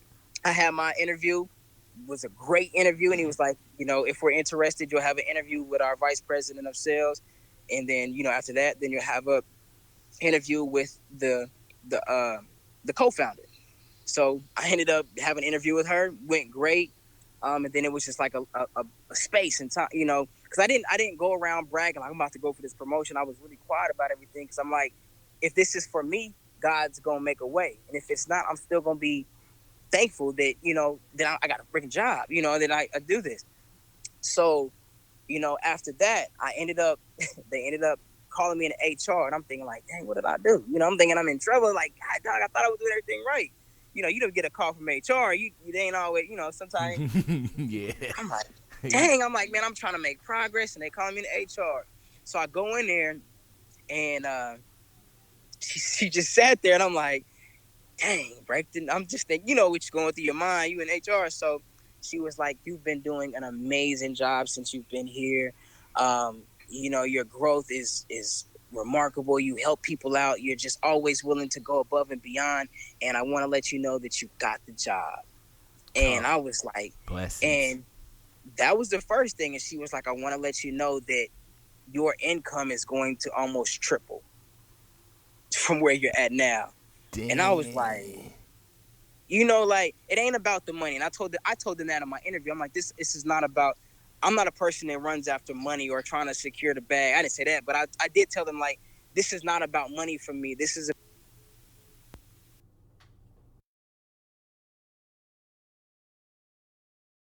You were saying how when you was in HR and they were telling you had the job and she told you like, hey, man, your income is about to triple. And you was like, man, this ain't even for the money. Yeah, and it was, because initially when I had my first interview, I let them know, like, it's not about the money with me because it's not. That's not where my heart is not chasing after dollars. So let me ask you a question. When you say that, it takes money. Money makes the world go round. Right, so what is important to you if it ain't money? Don't you work?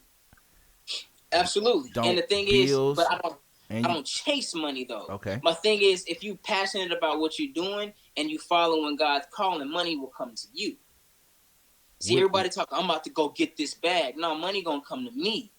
You know, my phone ring, it should be, I mean, if you hear a ding on my phone, that's a deposit going. I mean, that's my knowledge of it. It's not like I got to go run and go get this and I got to go do this. No, money should be coming to me. Right. So that's my. So for people that hear you say that, they might take it like, as long as I believe, as long as I pray and sit down, and this going to come. No. I mean, no, yes. I'm not going to say no. Yes. You want to do that. What I'm trying to say is, like, explain to us. Okay, so, cause you a God-fearing man, so a lot of people get into the mind frame where when they hear you say that, like, I'm not about money, right? Yeah. And they hear you and they be like, well, it costs money to, it costs to live. No, you're right. And then you like, well, I have bigger stuff than money. You know what I'm saying? Tell me what's more important than money. All right, look at it like this. This is in a word. If anybody want to look it up, we will not be conformed to the things of this world, but we will be transformed by the renewing of our mind. I'll say it again. We will not be conformed to the things of the world. Things of the world are materialistic things that comes along with money, but we'll be transformed by the renewing of our mind. Yes, we need money, and people say it wrong all the time.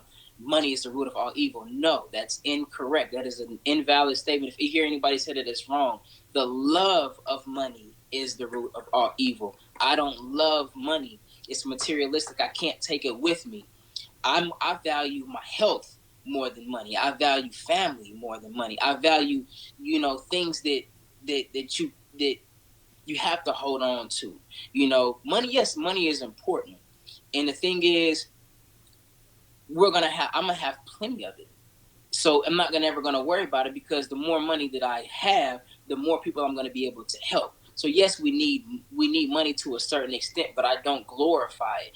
And when I say when you're walking in your purpose, you're doing the things that you love. So for example, for your show, I'm pretty sure you can do this right now. If you were to do this and not get paid, you are passionate about what you're doing because of your why. You want to empower people, uplift people. So the money is just a benefit to what you're doing, but you're passionate about this. Does that make sense?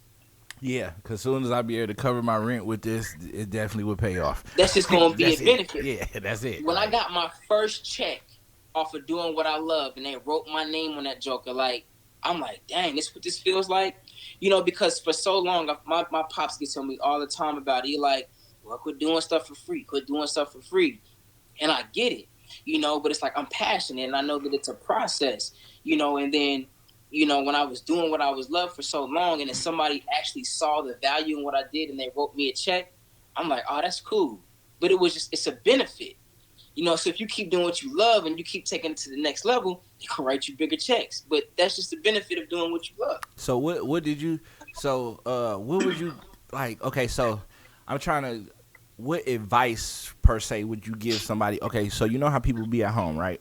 They in a place. They like, man, I'm praying.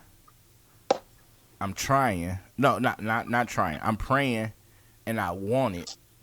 But how important is the action of trying? Like, because, a lot of people think that, you could just sit at home and pray for it and it'll happen. That's funny. Faith is there without works. I'm giving you word. Faith is there without works. You can be praying about a thing, but you got to move your feet. You still got to put in the action. That's where faith comes in. Faith is the thing that we're hoping for. You can't just like, I'm going to have this business. I'm going to do all this. And then like, God, I'm praying. You give me this business and everything. And he's just waiting on you. It's not saying that he's not going to answer your prayer, but he wants to see you move. And he'll show you favor in your actions. He want to see you put in that dedication. He want to see you trying. Faith is dead without works. Works meaning that you need to put a plan together. You need to, you need to do the actions that's going to get to that goal. And he'll guide you along the way. And he'll show you favor along the way. See, I think a lot of people think when you praying and their relationship with God is a get fix it quick or get rich quick scheme. You know what I'm saying? They think like, oh, okay, I'm doing bad, praying. Like, God, please forgive me, please help me out. Like, I'm speaking it to existence. Like, I really want it to happen, but they forget the part about putting your feet in motion and going out there and grabbing what's yours. Right. Like, because God give you the power, but a lot of people forget about their movement. You know what I'm saying? Because it takes like for instance with a car, you put gas in the car, start it up, press the pedal, and it goes through the cycle and starts your engine. A lot of you people gotta put your foot on the pedal. a lot of people forget that part. Yeah. You know what I'm saying? Right. And I don't want to call it laziness. I just call it misinformed on what the actions are supposed to be. You know what I'm saying? Yeah. A lot of times people, I think, man, with religion, God is always the best. You know what I'm saying? God, I mean, if you don't believe in God started this, you can just look around at the trees and stuff. You know what I'm saying? A lot of people have, my outlook on religion has changed. You know what I'm saying? And, mine too, though. Mine too. My relationship with God has changed, and it has developed into something different. Me, myself, personally, I'm more spiritual than religion based. Like, so I don't want to call myself like Christian or Catholic or whatever. You know what I'm saying? I read the Quran, the Bible. You know what I'm saying? I read different books. You know what I'm saying? I pray to a God. You know what I'm saying? I just don't want to subscribe to stuff that will taint my faith. Yeah. Because a lot of times, religion will take you off your course. It could be like a drug for some people. Mm-hmm. You know what I'm saying? It could be like a hype. Yeah. You know what I'm saying? Like Easter Sunday. You know how Easter Sunday be, and everybody be like, Easter Sunday is the time where the churches is most packed. But then you have more people being like, I don't go to church on Easter because I go every other day, and Easter just a day for people to show off. Wow, yeah. You know what I'm saying? Like you have, yeah. I found a lot of conflicting. When I do my research and do my history, I find a lot of conflicting stuff with religion. You know what I'm saying? So in order for it to not tear me away from it, and for me to still be enriched by it, I use a philosophy of it is a higher power. You can call him God, Jehovah, Allah, or whatever you want to call him. Just have something you can put your faith into that can lead you in a good way. You know what I'm saying? Because I hear you. You're a Christian, right? Yeah. I don't like when I see people downing other people's religion, or trying to make their religion the top spot. Yeah, that's right though, and that's why we gotta get religion out of the way and be more in tune spiritually. Like the things, like for example, like if love, love your neighbor. These are common sense. You think common sense things. We get tuned into religion and like. I'm not going to down another religion. I'm going to treat people with respect. I'm going to treat you with love. I'm going to uplift you. I'm going to speak life. I'm going to do positive things. And I believe in myself. I believe that that's Christ-like, and by living that type of lifestyle, you'll get more closer to it's my God or somebody's higher power, but it gets you closer to that truth. And like I said, I believe in God. I believe that Jesus died on the cross for our sins. I'm still gaining a deeper understanding of the Holy Spirit and things like that. But as I'm doing the things that are right, then a lot of those things make a lot more sense. Then when I read the word, even the stuff that I don't understand, there's always that thing that stands out like, yeah, that's true. Like in the word, it says tribulation produces perseverance, and perseverance, character, hope. I can't sit there and say that's a lie because it is real. Tribulation does produce perseverance. It means when I go through something, it may seem hard, but for some reason, I still keep going. And then through that, my character is developing. I'm knowing how to deal with certain situations. And at the end of it, I have that faith because I'm believing in something. So when I read things like that, it's relevant to my situation and it makes sense. And it's true to me. What advice could you give like to struggling, like, just black man, any man, just a struggling man that's like, man, I want to turn my life to God or I want to turn my life positive. Yeah. But like, what about the uncertainty that I might not get killed the next day? Or, you know what I'm saying? Like, what about the uncertainty? Because you know how a lot of people be like, I want to change. But what is going to help?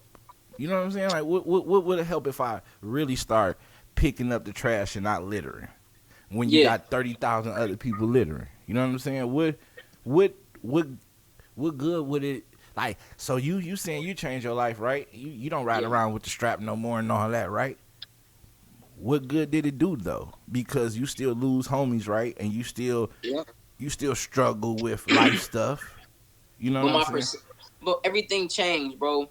Everything changed because there was a moment, I still remember, it was a summertime. And I had ended up dropping out of college. I came back, I was working and I was hustling at the same time.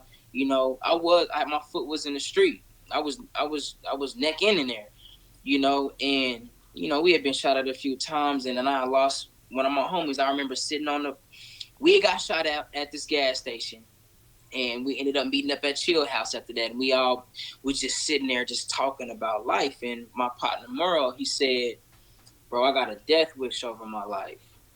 It's a death wish, I don't think I'm gonna be here that much longer. And it was crazy that he said that. And we like, nah, bro, you tripping. Like, we good, we good. And not even a month later, he was gone. The same thing happened to my other partner. He was on Facebook. I ain't seen him a long time, and he said, bro, I don't think I'm gonna be here. He said something like that. And I reached out to him like, bro, keep your head up, bro. Just praying everything will be all right. He was gone. Within a month, again. Just last September, two of my partners, I had talked to my boy Fabi when he got out of jail. When he first got out, he had reached out to me on Facebook like, bro, I see what you're doing. And this is another reason why I'm doing what I'm doing. I'm sharing this because it is relevant. He reached out. He was like, man, I see the change that you made. Like, that's what's up, bro. Keep doing that. I wish I had a second chance to do something like that. And I told him, I'm like, bro, like, if God can use me, he can use you. You got a second. You can do this. You just got to be intentional and take them steps. Last September, him and his brother got killed. Damn. Last week, my cousin in Las Vegas, and this is all going to what you were saying. My cousin in Las Vegas, my wife's cousin, it's her first cousin. They're like brother and sister, and I just happen to be able to have a relationship with them. Thank you. I got a call, and this is that all them pictures that you seen on Facebook, me in front of all the people and all that. Yeah. This happened that same week. That same week, right before I went, I got a call, and my wife had told me that they had found him in his apartment, non-responsive. That same morning, right before conference was getting ready to start, my auntie called me and was like, he passed away at 3 a.m., which he really passed away at 1, but she said he had passed away at 3, So that happened. Then while I'm at conference, I think it was Friday, I got a text message. My godfather passed. So this is all why all this has happened. And the reason I say this is, for a person that is dealing with that just feels like, man, life is just, it ain't working for me. Everybody dying or all my homies locked up and everything like that, is I look at it different now. My perspective has changed. And I'm hurt and I'm still hurt, but the thing that I'm learning is, first of all, to appreciate life. Second of all, it's a reason for everything. Sometimes it's a reason. It's seasons. Things are seasonal. Hard times are seasonal. It happens in seasons, and it's a part of growth. And once we understand that from a different perspective, when we get out of our flesh and start thinking spiritually, then we understand like this life and this body that we're in right now is just temporary anyway. True. We just glorify. That's why it says we do not be conformed to the things of this world, because the things of this world are temporary. Yeah, we want the money, cars, clothes, and all this success or whatever, and it's like it's temporary. So don't worship or glorify it. Be thankful for the things that actually matter. How many times do people actually wake up in the morning and just get a kick out of just breathing? Man, they don't. People don't understand that. I didn't even do it, until like you said, meditate. Now I started meditating too. And one thing that they talk about is just listen to yourself breathe. It may sound crazy, but it's like, you know what? Those are the things that we take for granted because somebody's in a hospital on a ventilator and they can't even breathe for themselves. And we take for granted that very thing that we can do every single day. My dad always tell me that whenever I'm going through something, he hit me, he like, everything good? I'm like, oh, I'm going through something. He like, hey, just remember, man, you got your health, you got your kids. You could be... Bro, my dad said this. He says the same. I don't even want to call him half the time, and when I'm going through something, I know he's gonna give me the same line. Yeah. He's like, "Son, your kids in good health, man. They beautiful. You gotta, it's like you walking." Yeah, he was like, "You ain't got no aches and no pains. Your body's still in good shape. You don't even work out." And still so I get it. So yeah, that's the wisdom. That's the wisdom. I'm gonna have my dad. I got my dad coming. My dad actually is gonna be a guest on the upcoming show. Yeah, that's gonna be good. I gotta hear that. Yeah, my dad's gonna be a guest on the upcoming show, and yeah, man, because that's another thing too. Fatherhood amongst us. Ooh, yeah, man, that's big for me. Hey, does it make you feel funny when you be out with your sons or like with your kids without your wife, and somebody come up to you and overly praise you, kind of? Man, it happens all the time. Like, how does that make you feel though? Like, how does it make you feel? Like, how does that make you feel? Because, man, being a father is one of the greatest feelings I've ever felt in my life. And being a father has been one of the most challenging things that I've faced in my life as well, especially the fight that I'm going through, and being a father as well and what it really means to be a father. But it feels good. It feels really good. And especially, I'm proud, to be able to say I got 5 boys and 3 girls. It's my legacy. If each one of them had 2 kids, I had 16 grandkids. So to some people, they're like, what are you tripping? Like, to me, I'm like, that's legacy. You don't understand what that means. That means that I got this tattoo behind my ear and it means legacy. And it's like the things that I envision, the things that I see, I may not even be able to live them out. I may not be here for it, but that just means that they're going to live it out. I'm gonna be here even when I'm gone, and that's legacy. So being a father is, I can say it's the best feeling, bro. I get really passionate about it. I've been through so much as a father. I've seen the ups and the downs, and one day the world will know my story and the stuff that I'm going through. That's a whole other conversation. Yeah, because I know your struggles. I remember meeting you. Fuck, man, this is fucking almost 10 years ago. More than 10 years ago. This is probably 12 years ago. Man, I remember you fighting for one of your kids. Yep. I remember you hustling, but always trying to keep a legit job. I remember you always kept a clean image. You always, you been this person. You was just this person in another environment. You know what I'm saying? You always been this person, bro. You always been you was the road manager, bro. You used to, like, I remember, like, you used to get everybody together, make sure everything was handled. Like, I seen you in this mode. You know what I'm saying? I seen you when we used to come to Chill apartment and y'all stayed in the same apartments or around the corner, And I remember those nights. You used to be like, man, I'm trying to get my kid. You know what I'm saying? You was like, I need my kid. You know what I'm saying? You was like, I think I could do the best job. I need it. And you like, man, I didn't know it was this hard trying to do this. The courts, the issues with the mom, the personal issues and the struggles. Man, I have seen you overcome a lot, bro. And I want to definitely say I'm proud of you and the transition you made, because a lot of people get lost in the transition. Man. A lot of people... they a lot of people can make people knock their hustle. People like, you can't knock the hustle. A lot of people let them knock their life. You got 8. I'm out there. You got 8, and it's like a lot of people look at that like a girl wouldn't even talk to a dude with 5 kids. Right. You know what I'm saying? Like, I got 2 baby mamas, and my girl be like, when I first met my girl, she's like, oh, 2 baby mamas. Even when I tell people, like, I got 2 baby mamas, they be like, oh, hold on. Like, you know what I'm saying? Like, right. But I'm like, we straight? Like, it ain't like, you know what I'm saying? Like,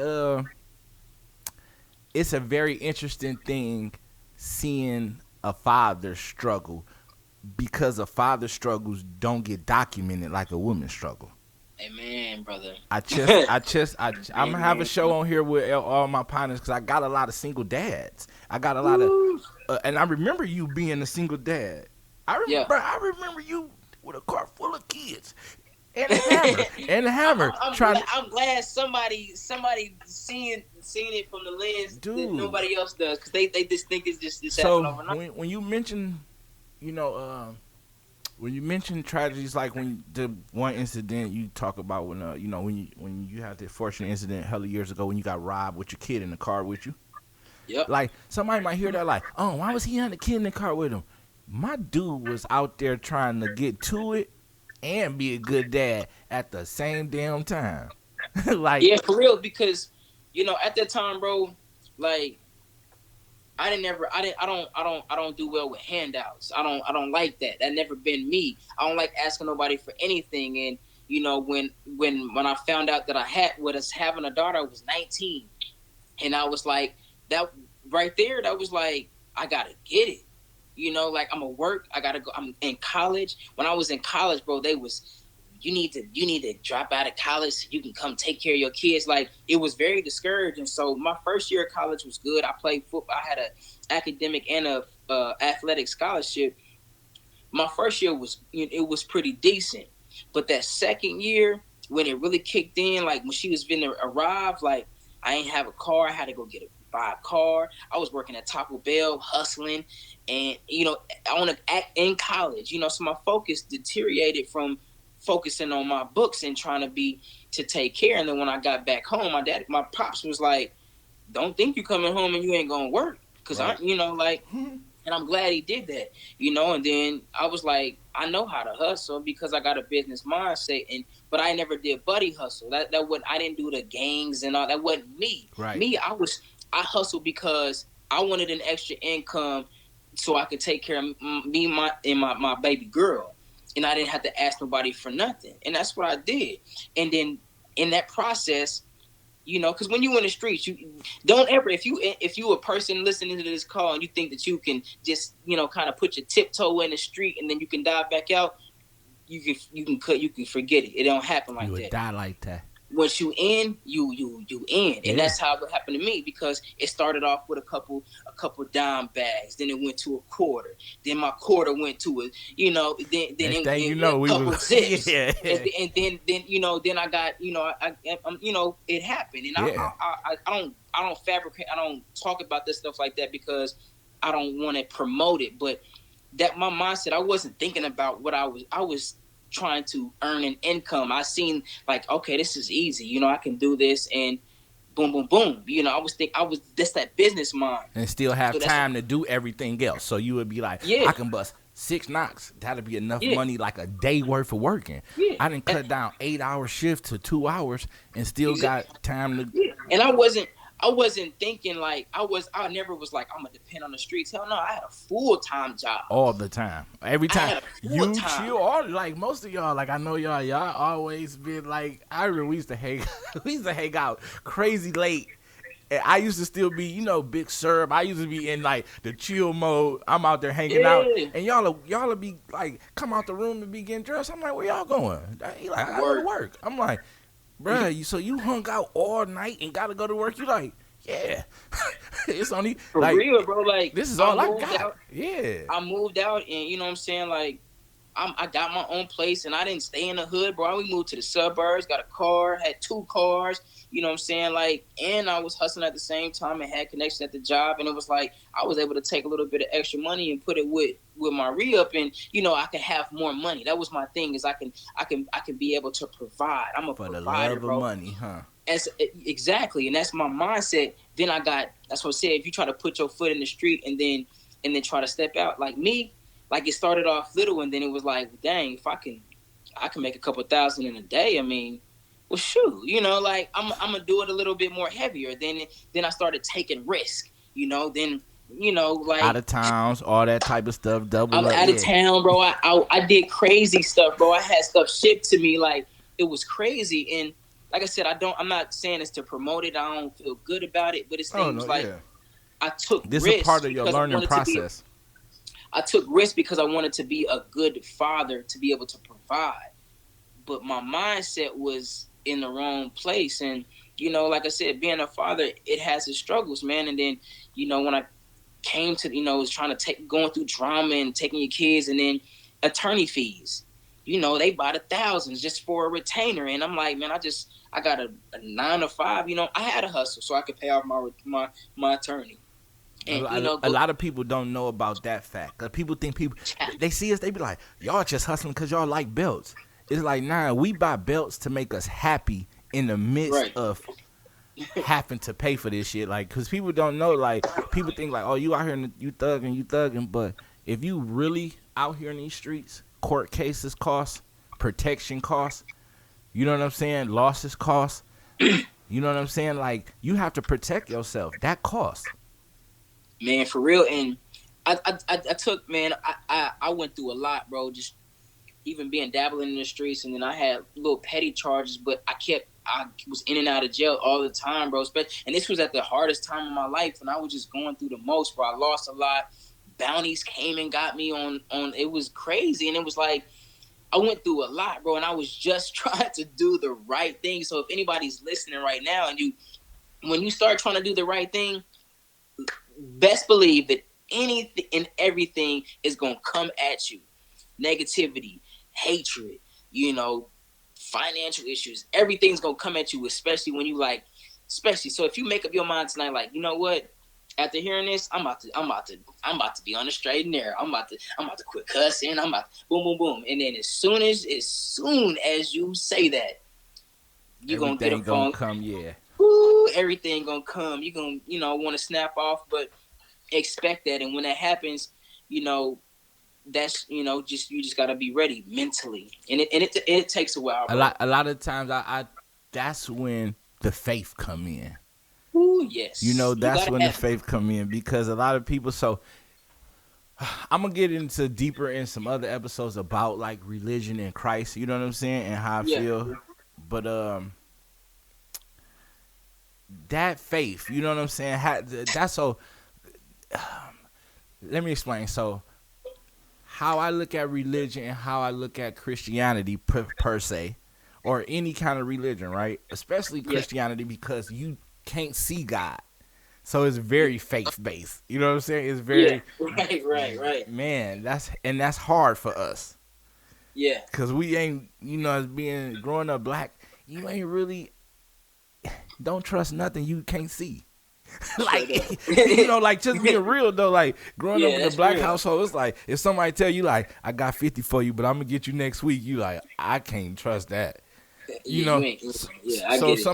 So somebody telling you like, believe in something you can't see, never seen, never heard the voice of, it can be very hard. But I'm here to tell people that it doesn't have to be. I'm not promoting like go to Christianity, you know what I'm saying? And I'm not knocking it. I'm just saying that finding God, Allah, Jehovah, whoever, finding the God can enrich you with a faith that can help you out in those trying times. Because, man, when you don't got nobody and you down and you hurt and you trying to figure it out, man, sometimes you might have to pray to somebody you've never seen before. You know what I'm saying? Like, that's difficult to tell a young shootout victim. You know what I'm saying? Yeah, I get it. Your lights off at home. It's hella hard to be like, hey, look, man, hey, it's gonna work out. You know what I'm saying? You keep praying. And you hear that? Man, it's hella hard. But I'm here to tell people, as and from my guessing, the information we show is that believe in something. Put your faith in something. And one thing about putting your faith in something is that God never goes wrong. That's one thing I can say about, because I have my personal Christianity discrepancies. You know what I'm saying? Like, I got my personal. I get it. Yeah, I got my personal gripes, and as a black man, when you start dealing with black history, it gets a conflict when you go to before slavery and what religion we were believing in. Yep, I get it. I get it. The white man's Jesus and all of that stuff, Yep, so it can make you feel like, well, that ain't for me. But what I'm here to say is that just how we find goodness out of anything, just how we think chillings is good, just how we think, you know what I'm saying? Just how we, no, for real though, just how we find goodness in the little things, you know, barbecues, kicking it with auntie. You know what I'm saying? We always find the goodness out of something minimum. You know what I'm saying? And one thing about believing in God is I always tell people, like, if anytime you want to pull something out of nowhere, I would suggest you go to Jesus.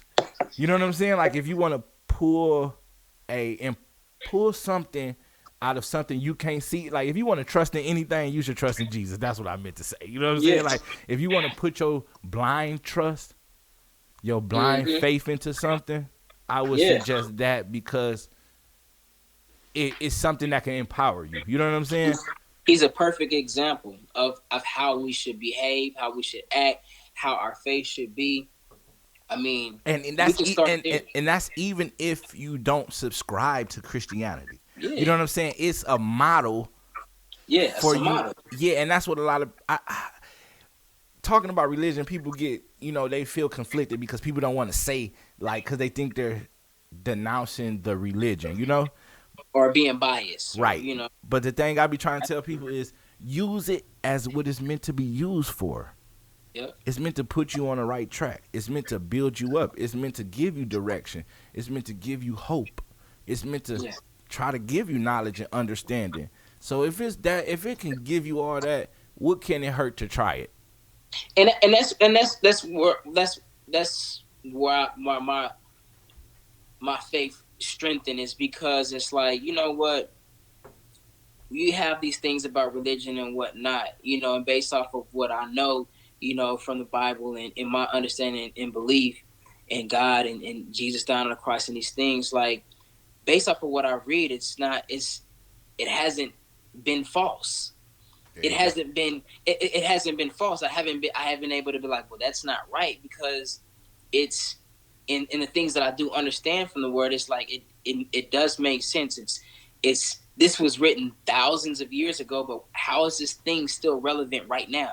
So that's what makes it, my curiosity continues to build. Therefore, I read more in depth and I ask more questions, and, you know, then that's how your faith strengthens. And then once you find yourself doing that, then you're getting closer. Hey, and that's real. And you know something, and this is for everybody that's listening, even if you can't grasp the concept of God per se, the Christianity God, go to Islam, go to Buddhism, go to somewhere where a higher power can give you some kind of enrichment and hope, so you can believe in yourself. Because I would just tell them this, because I wouldn't, you know, encourage them to just fall into something. No, not fall into something, but don't be scared to explore. Yeah, read, you know, find out, you know, because if I tell you, hey, this is the way, and you just go this way, you know, you need to find God will lead you. He will guide you where you need to go. So say you try this, and, you know, then you read up on this and you read up on this. Eventually, it's going to line up, because you're going to see truth in what you're going to see, some type of truth, and you're going to see something that's false. So it'll all line itself up, and then your spirit and your faith will continue to, you know, your faith will strengthen, and you'll start having a deeper understanding. Like I said, we got to get past religion and really hone into, you know, the bigger purpose of it. Exactly. And that's where I'm at right now, personally. Like, my belief is based off of my experiences and the things that I've learned and things that have been instilled in me. And even the things that have been instilled with me, at a point of time, I have questioned it. You know, like, all right, you said this, but, you know, I questioned it, and with that questioning, it built curiosity, and I went to go look. So, you know, like, let that curiosity continue to build, and then continue to search, and just follow your heart. And that's the thing. And that's a good note, man. I wanted to thank you for sharing this with everybody, man. I wanted to thank you for sharing this, man. Before we get out of here, right, I have a thing I do on my show. It's called 3 and Out, right?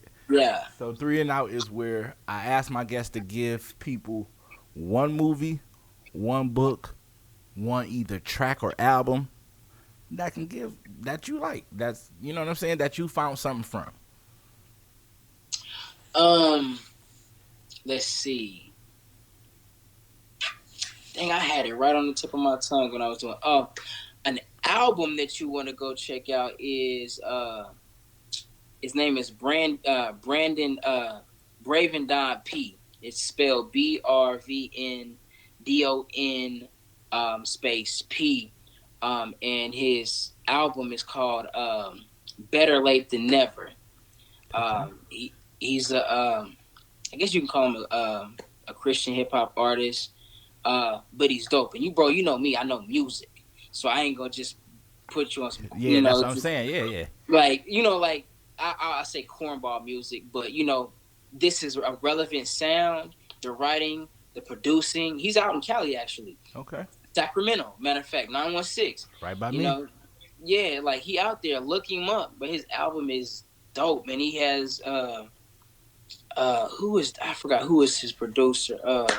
Dang. It's at the top of, but just go check him out. He's dope. His album is dope. And I've been following him for a while.